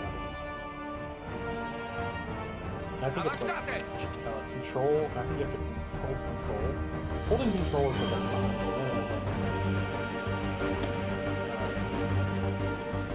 So hold control when you have something selected. So click it on it. Attento. Comandi. Yeah, so and now they'll eventually work. Okay. It's just because the game hasn't started, so nothing's happening. Those, I think it's 3 other units you can start ordering. So you can do these lines even with countries you're not at war with to prepare for war. Got it. Okay. You often will. You choose the offensive line. Oh. You have to do the line first instead of the defensive line. You can also click shift and click multiple units. Okay. So we go front line.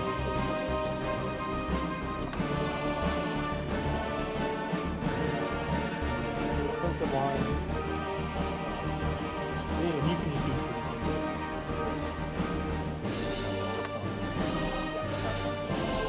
And then these guys I need to do on offensive line still, huh? yeah. So this should probably run like here. I mean, you can get them like further in the country. You can kind of have like your armies leading. That's maybe how I would put it.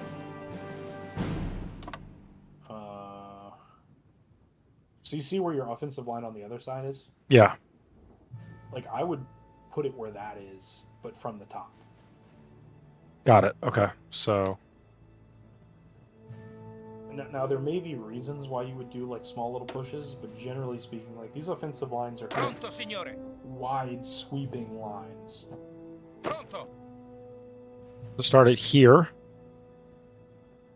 Here. Mm-hmm. Yeah, or maybe on like further left even. Yeah, and then draw it all the way across.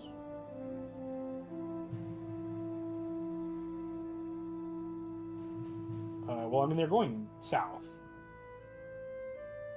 Like, you can draw it from the left side to the right side. You don't have to like draw it up.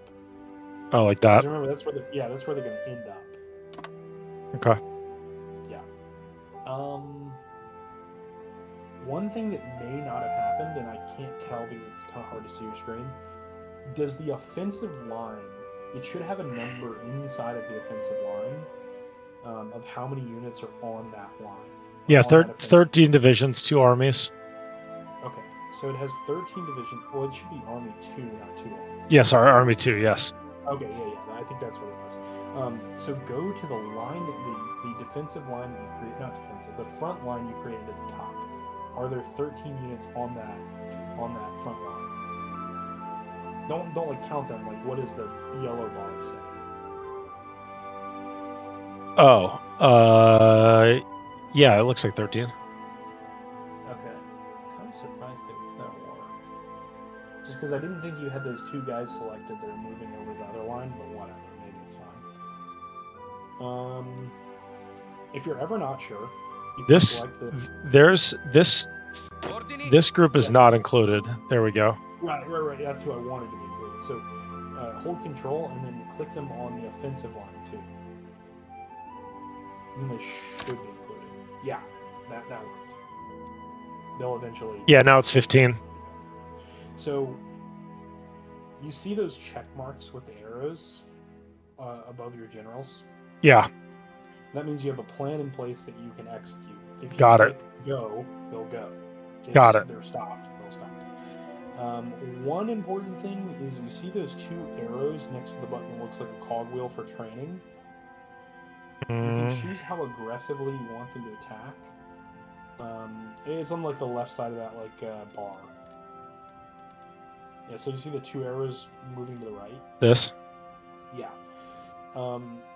So kind of the best way to think about it is like if you're doing an attack, you probably want it to be the most aggressive attack possible. If you are doing an aggressive attack that isn't working, you probably shouldn't do that attack at all. Right. There's not really a reason to have like... Yeah, you kind of want to go either all out or not at all. So aggressive is usually what people keep their lines on, but remember you have to do that for everything, or you could just select the field marshal and it'll select it.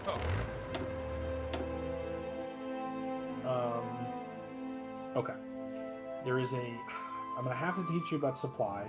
Supply is very confusing. It's not something that's going to be immediately clear why it's working or not working. but this is basically how it works. There is a supply map mode on the bottom right of the screen that we're going to use to kind of figure out what's going on.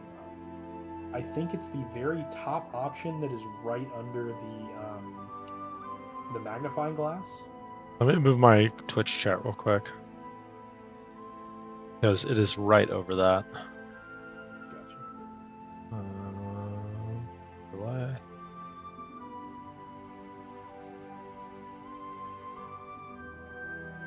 I do have work in the morning, so I need to go to bed probably by 12, which is an hour for me. Yeah, no worries. Like, I'm just having a good time hanging, so no stress.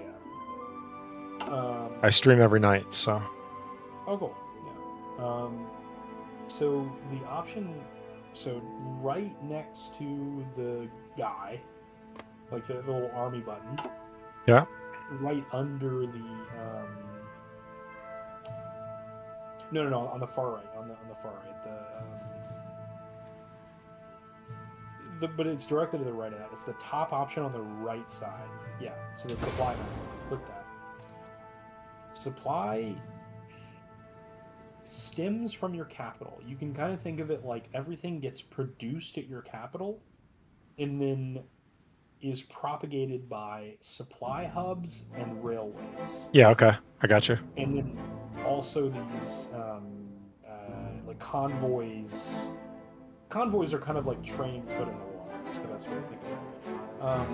The way to get more supply to somewhere that's not directly in your country is to construct a higher level naval base, not a dockyard, naval base. Those are different, and that will add more supply to. You can think of it as like a bottleneck. If you only have like a level 1 naval base, it can only bring in so much supply. But if you have like a lot of interconnected naval bases with railroads running in between each other, and you may be able to get more supply in even just from like level 1 naval bases.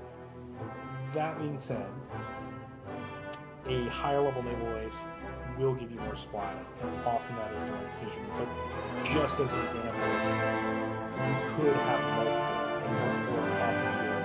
Because like let's say like just in you see where there's purple bluish bits on the left hand. Yeah, these. If you scroll in, you'll see the supply nodes. So in this case, it's a naval base. That's Yep. Let's say that naval base gets taken. Well, then your troops are cut off.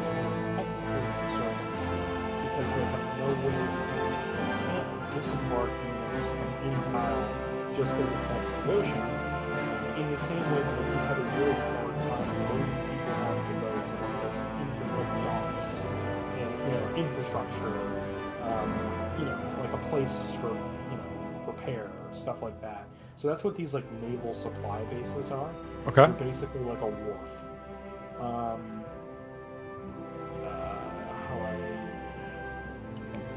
So you see, actually, the one you're looking at is a really good example. There's a naval base, and then to the left of it, there's a supply hub inland. It looks like a box, like a yellow box. No, you were in it, like go to the same place you just were. So you see how there's a railroad connecting your naval base that's on the coast, Right here. to a supply hub inland. There's that yellow-orange box. Hover over that orange box just so you can see it. That is a supply hub. That is where supplies come from for your units. So, as long as there is a railroad connection to a supply hub, your units can be resupplied with manpower, guns, tanks, whatever. The problem sometimes is, like, let's say you have 80 tanks sitting in North Africa. They're going to require way more supply, so you may not be able to ship all of those supplies to the right spot quickly or like efficiently enough. Okay. And some ways of mitigating that is better railroads. Okay. So, or maybe like a bigger naval base, for example, could also be another option. It just depends on what's bottlenecking it, and it's kind of hard to figure out why supply isn't coming if it's not coming. Sometimes it's just a distance thing. It doesn't, like, for example, if you see you've got units directly to the left of that supply hub sitting in that tiny little, I think it's Biscaya? Is that the tiny little town? Yeah, Biskia. Yeah. So you see those two units over there? They're pretty close to the supply hub, so they're getting some supply. You can think of it almost like an area of effect that a supply hub has, and it gets bigger and bigger depending on the motorization. So, motorization level is how many trucks you use to propagate resources. Okay. Trucks can be used in divisions themselves, but they're also used for shipping supplies to your units. So I said supply comes from the supply hub, and that's true, but you don't have to be standing on a supply hub to get supply. The trucks have a certain range that they will extend from that supply hub to reach your troops. In the mountains it gets smaller, in the marshes it gets smaller. Plains, it's like pretty easy. Like you can drive a truck over plains for miles, and but driving a truck over a mountain is very difficult. So you can kind of think about it like that. In a mountainous region, it's going to be harder to get supplies to your units, and that's like kind of how to think about that. Motorization level, we'll talk about how to actually increase it. As Italy, you should have enough trucks to increase motorization. If you click on your field marshal. The guy at the bottom. Pronto, signore. There is a button that looks like a horse. Okay.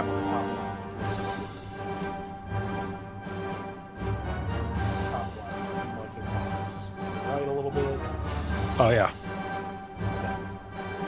So, this is motorization planning. Basically, you can choose which units are prioritized higher if you want, but if you have enough trucks, I would just put them all on trucks. So you can click it once to increase it a little bit, and click again to increase the other trucks. I think that's fine. Okay.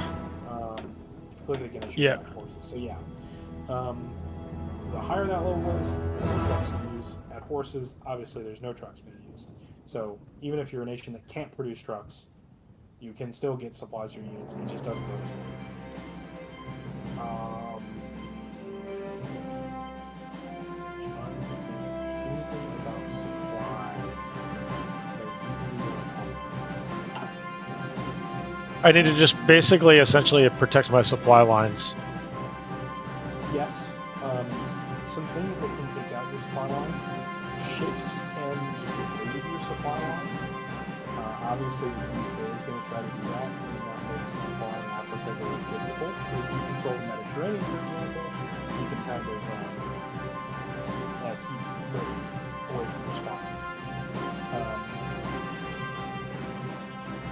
Also, you can, like maybe you're getting bombed. Maybe someone's bombing your railroads. You might have to repair the railroads, stuff like that. But yeah, like huge. I would say that the most impactful part of this game is encirclement. Once your units are encircled, they're pretty much dead unless you find a way to break out. So if your units are not connected to some kind of supply from somewhere, even if it's a low amount of supply, they're encircled, and they can be completely overrun and destroyed instead of just pushed back. So like let's say Ethiopia pushes you to your coast and takes your supply hub and your naval base, and there's nowhere left for your units to go. Once they take that tile, your units will literally be completely destroyed. All of your guns are lost, all of your manpower is lost. It is like the worst case scenario to be encircled and destroyed. Heard. But obviously you want to try to do that. Okay. Energy. Energy. So it updates basically. So I don't. You see that little X button right below the hole? Yeah. You don't have to click that, but that's how you know you're actually recording something. Even though it's not recording yet, because it takes like a day. Got it. Okay. But that is like. Hover over that. So this is the military. That means you're building something that you're not actually using. And that's because we have made you build anti-aircraft, but you don't have an anti-aircraft in your and that's okay. You want to build out an aircraft or make sure you're building it. But like for example, if you're building a light cannon, but you didn't have divisions using a light cannon, that would be your cue of like, oh, I probably don't need to do this. But you do have one, so for now it's fine. Got. No divisions makes you training. We kind of already went over that. Back to resources. So these are the other resources that you're missing instead of just coal. One important thing about trading, with most normal nations, the trade is 8 of the resource for one factory. So you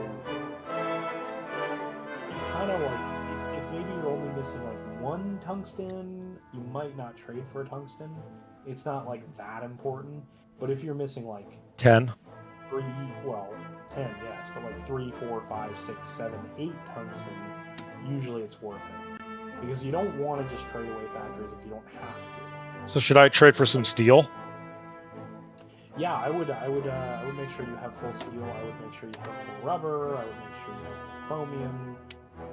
Just like do it all. Everything. Yeah, except for ones where maybe you're only missing like 1 or 2.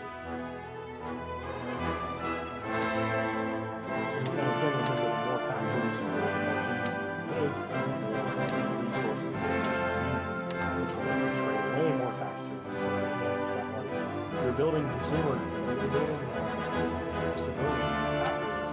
Basically, you're being able to trade away for resources, not just for construction capacity. So oil's kind of a fun one. Oil isn't used to make things; it's used to fuel things. You get a percent of oil per have.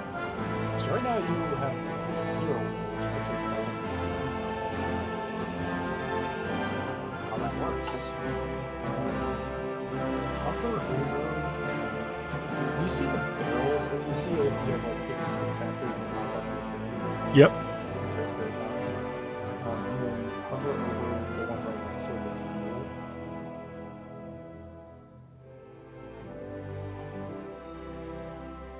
Oh, I do on 2 different screens, that's why. I see that. So you see how it says that you have a daily gain of 40? You're shipping in no oil, so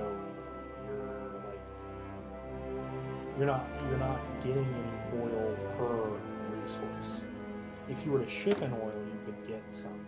Now you don't necessarily need any because you're not using any units that use oil, but to run a navy, to run a air force, to run tanks, those are all reasons why you would need some oil. So how many factories should I devote to oil?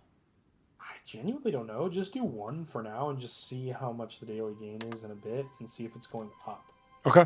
So you see how it says, I think it's like a less than or equal to 5 years, I think it says, right now. On the top right. Yep. So that's when your oil reserves are going to fill. And any more oil doesn't actually get you any more oil. So when that says 0, I need to definitely stop importing and start exporting. You can't choose to export. Got it.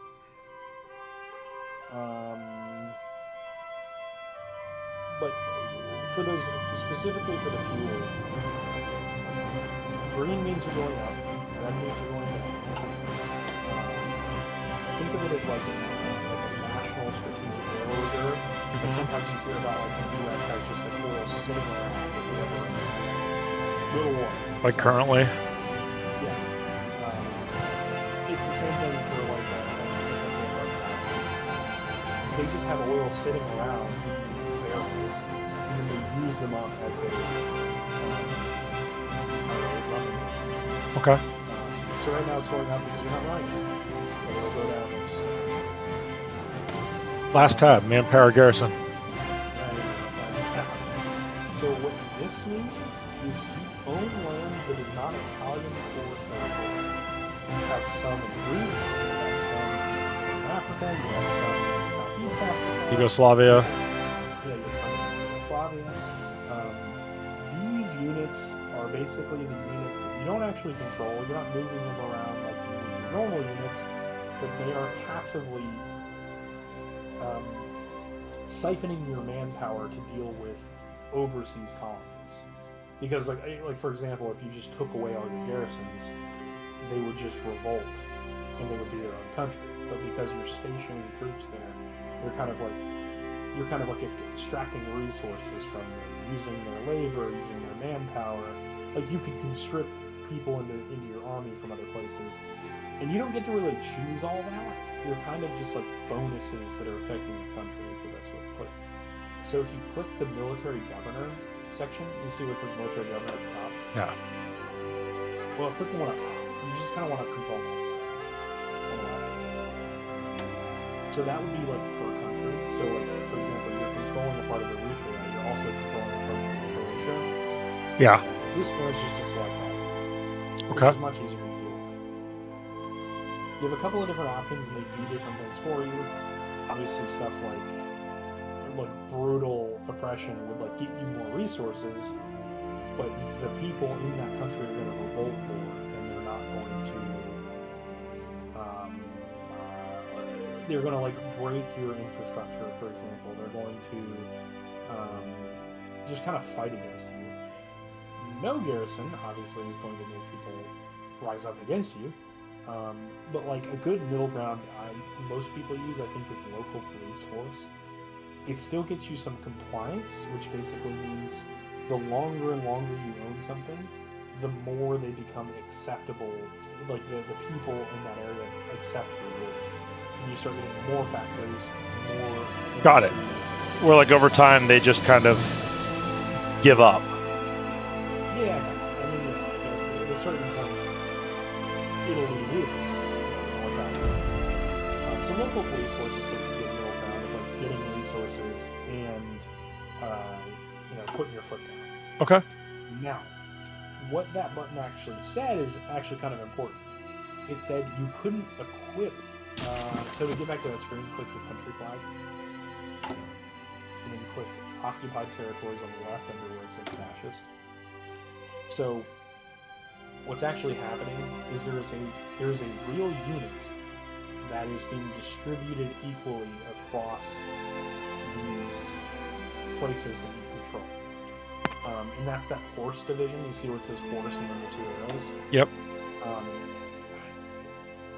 There is some mechanics that don't really matter, but all you really need to know is that a horse is a pretty good division for this job.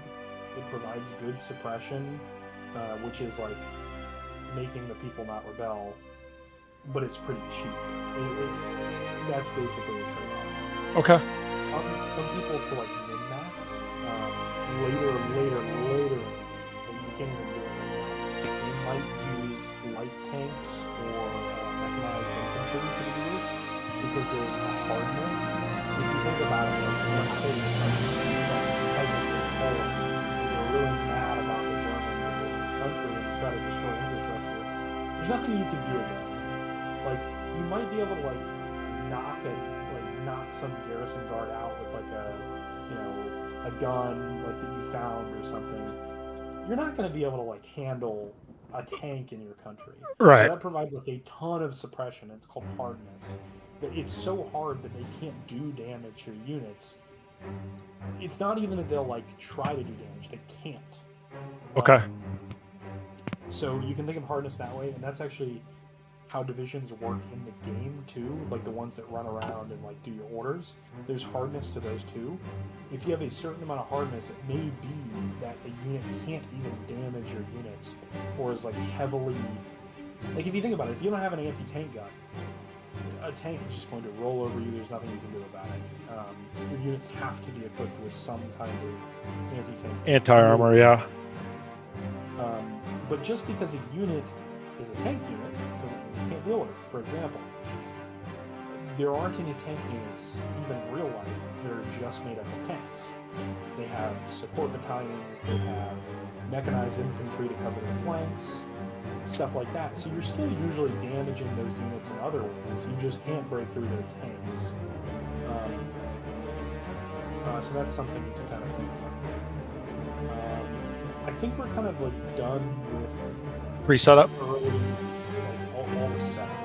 Okay. If I were you, I would just save and just name it like setup.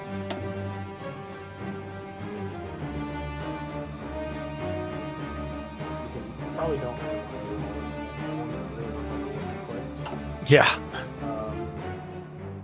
But you know, whenever you eventually move on to a different country, you'll kind of get the hang of it. Like it's not like none of that is like super weird, hard information to understand. So now we're gonna kind of look a little deeper into like what a division actually is and what it actually does. You remember where we saw this equipment? Should we take 2 so I can fill up my wine? Not even 2, like 45 seconds. Yeah, that's fine. All right.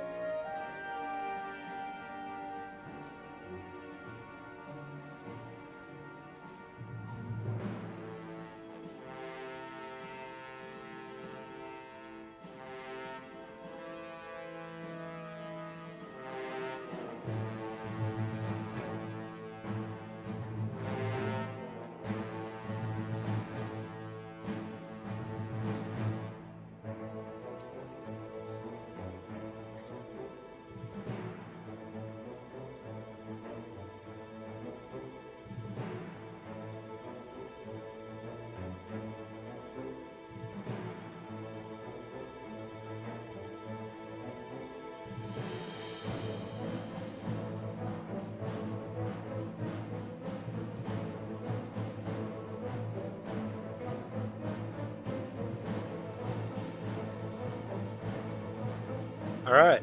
Got a full glass of wine ready to rock. And just to terrify you, Oh, great. Hearts of Iron 3 is way hard. Hell yeah. It's like people describe it as like a simulator. So I downloaded during us playing, because I'm diving full in, I downloaded Stellaris and I downloaded the Europa Universalis, and I bought $150 in DLCs for both without ever firing it up.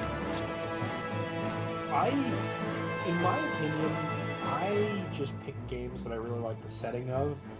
I struggle with Stellaris. I have it, I own it because a lot of my friends play it, and I'll play it with them. I don't love space that much. I don't care. So what's the difference between like Victoria and Crusader Kings and Europa? Because they're all like medieval, right? No, so Crusader Kings is early medieval. I heard that's the easiest to get into. I would agree. I think Hearts of Iron is probably the second easiest. Oh, great. Stellaris is really. So Europa Universalis is going to kick my ass. Yeah, but again, it's like one of those things, like once you learn it, it's not that difficult. I think the one that is the most difficult, like just in understanding the mechanics, how it works, like all the whole shebang, is Victoria. Victoria is an economy simulator, is the best way to look at it. Is it fun? If you like economies. I don't even know if I like economies. Well, think about it this way.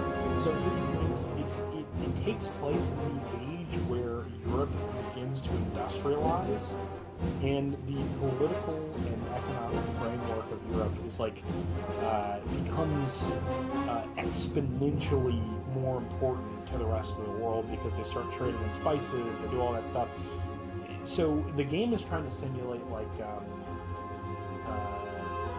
economic hegemony, I guess is the best way to put it, like control through economic control. So it's like Civilization on steroids. Yeah, I mean Civ is like not even. It's not even a similar game. It's more similar to Hearts of Iron than it is Civ in that like there's not turns. It's like a clock that you can stop and go. But there's like it's more political. It's more economical. This kind of just has like an abstraction of the economy. Like for example, consumer goods. That's just kind of like we're just gonna like obviously people need food. We're just gonna throw something called consumer goods to kind of cover that. In Victoria, you are making sure if your people are not fed, they will starve to death. If your people are requesting iron tools to make cannons, you can't make cannons unless you have iron tools. Like every step of a production line is something. Oh, I just downloaded it. I can't. I'm not saying it's bad. I like economy stuff. I think it's cool. I can't say I've ever gotten to do it just because I think it's too complicated. It's far down my list. I'm gonna go in line. So I'm gonna play this at Crusader Kings first, and then we'll go from there. Okay. So Europa is kind of like the Renaissance era. It's still kind of medieval, but there's a lot of like there's more politics than Crusader Kings. There's more. It's less character focused and it's more country focused, is another way to put it. Okay. Crusader Kings is like you are a guy, and that guy can inherit land or lose land. I haven't played the base Crusader Kings. All I've played is the Game of Thrones mod. Well, yeah, but even in the Game of Thrones guy, like if you're like Ned Stark, yeah, you're doing his thing. You're Ned Stark, and if you die as Ned Stark, your next in line is your guy. Yeah. In Europa Universalis, like let's say somebody deposes your ruler, you still control the country, but you just have a different ruler. Got it. But like, or even in this game, like you can depose your ruler and you're still hidden. So I can get rid of Benito Mussolini and still control Italy. Yes. Okay. Yeah, you are not Mussolini. Mussolini's just giving you bonuses. So he does political power games. Got it. Okay. He does economy and trade conscription. So once I master these, if I play Civ, I'm gonna like blow my brains out because it's so simple. It's a different kind of game, I think. I think Civ is like it's turn-based, so it's just different. I'm not a big turn-based fan, so I don't really like Civ. I play lots of Total War. I have roamed Total War 2, but I haven't really gotten into it. I've only tutorial. Like this is a whole new foray for me. I'm usually like an action adventure shooter guy. So like I'll be playing the shit out of God, what's that fucking game everyone's freaking out about coming out tomorrow or 2 days from now? Yeah, Crimson Desert. Like those are the kind of games I normally play. Like I'm playing Kingdom Come Deliverance 2, like a shit ton. I love that game. Yeah, I'm playing that on stream a lot, and I also am playing the Resident Evils. Like I've never played them, so I'm diving into them. But I would say my most played games all time are like Fallout, Mass Effect, Skyrim. Okay, so we advance the time now. Well, hold on. Oh shit, we got more to do. I know. We have more to look at. We don't Got have it. more to No, we're good. I just want you to understand a few more things. So, let's look at the division and actually see what's inside of it. It's that the tank that's there now. And then edit it right here. Okay. The stats on the right side of your screen are things. Okay. There's something called HP. Unfortunately, I think organization makes more sense to people to view it as HP. Okay. You can think of it like this. If your unit moves they lose some amount of cohesion trying to move. Right. Like if you've got a line of men that all move 10 feet, they're not going to be in the same straight line at the start of it. They're kind of going to be like, some are going to be further off than others. Yeah, I deal with this to a degree in Bannerlords on a way less advanced schedule. Yes, exactly. So organization is something that your units are affected by either being attacked, or moving, or deploying, defending, attacking. Pretty much everything affects organization besides sitting there. If you sit somewhere, if you just sit in a tile, and your units will rebuild the organization they lost. That's why it's important if you're doing like a big offensive, sometimes you just have to stop and then restart the offensive after you've regained your organization. One thing that people kind of describe this as is like clicking yourself to death. So let's say you click a unit forward and you're like, I want to take that tile really bad, and then you click it again, and you click it again, and you click it again. You've attacked like 10 times and you haven't let that unit rest. Eventually it's going to just run out of organization, and it won't die, but now when it gets counterattacked, for example, it's going to immediately retreat because it has no kind of like an HP. Yeah, it hasn't had time to rebuff and organize the line.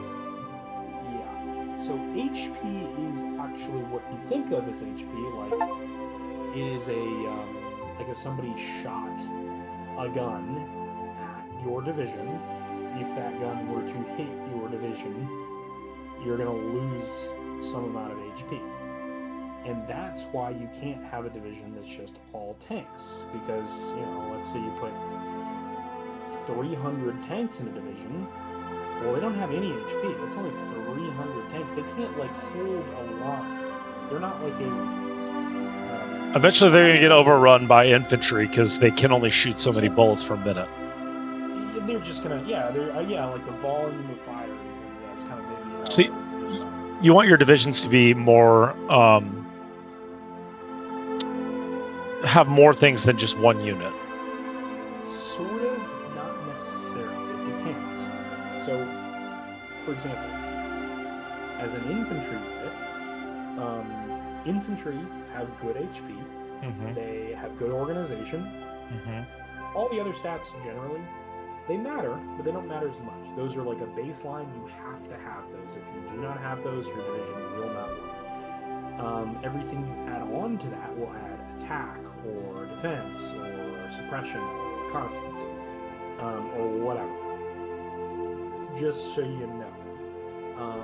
All of these things do something. We're not going to go over all of them because some of them are literally too minuscule, or I'm not able to even describe what they do. Like stuff like reconnaissance. You can add something. You can add a support division that adds reconnaissance. It just makes your units more effective at attacking, but it doesn't actually increase their soft attack or hard attack. Gotcha. It's basically them scouting ahead and knowing what's ahead so they can make a slightly better plan. Yes, they make a better decision. Got it. Recovery rate is something similar in that, like, I think it gets your organization back up, or maybe yeah, like they're ready to re-attack faster. Yeah. So certain things can increase recovery rate, but like don't worry about those stats right now. Okay. Just know that they exist. Supply use we've talked about. Average reliability is something that we're going to building something that actually has reliability that matters. Everything has reliability, but really don't worry about it unless you really want to. That's the kind of the most soft attack, hard attack, air attack, defense, breakthrough, armor, piercing. These are kind of like the actual, like when things clash, how much damage they do to each other. So you know whether or not your unit is hard or soft based off of infantry. Yeah. You don't have any tanks in there, you don't have any mechanized. No mountaineers, nothing. Right.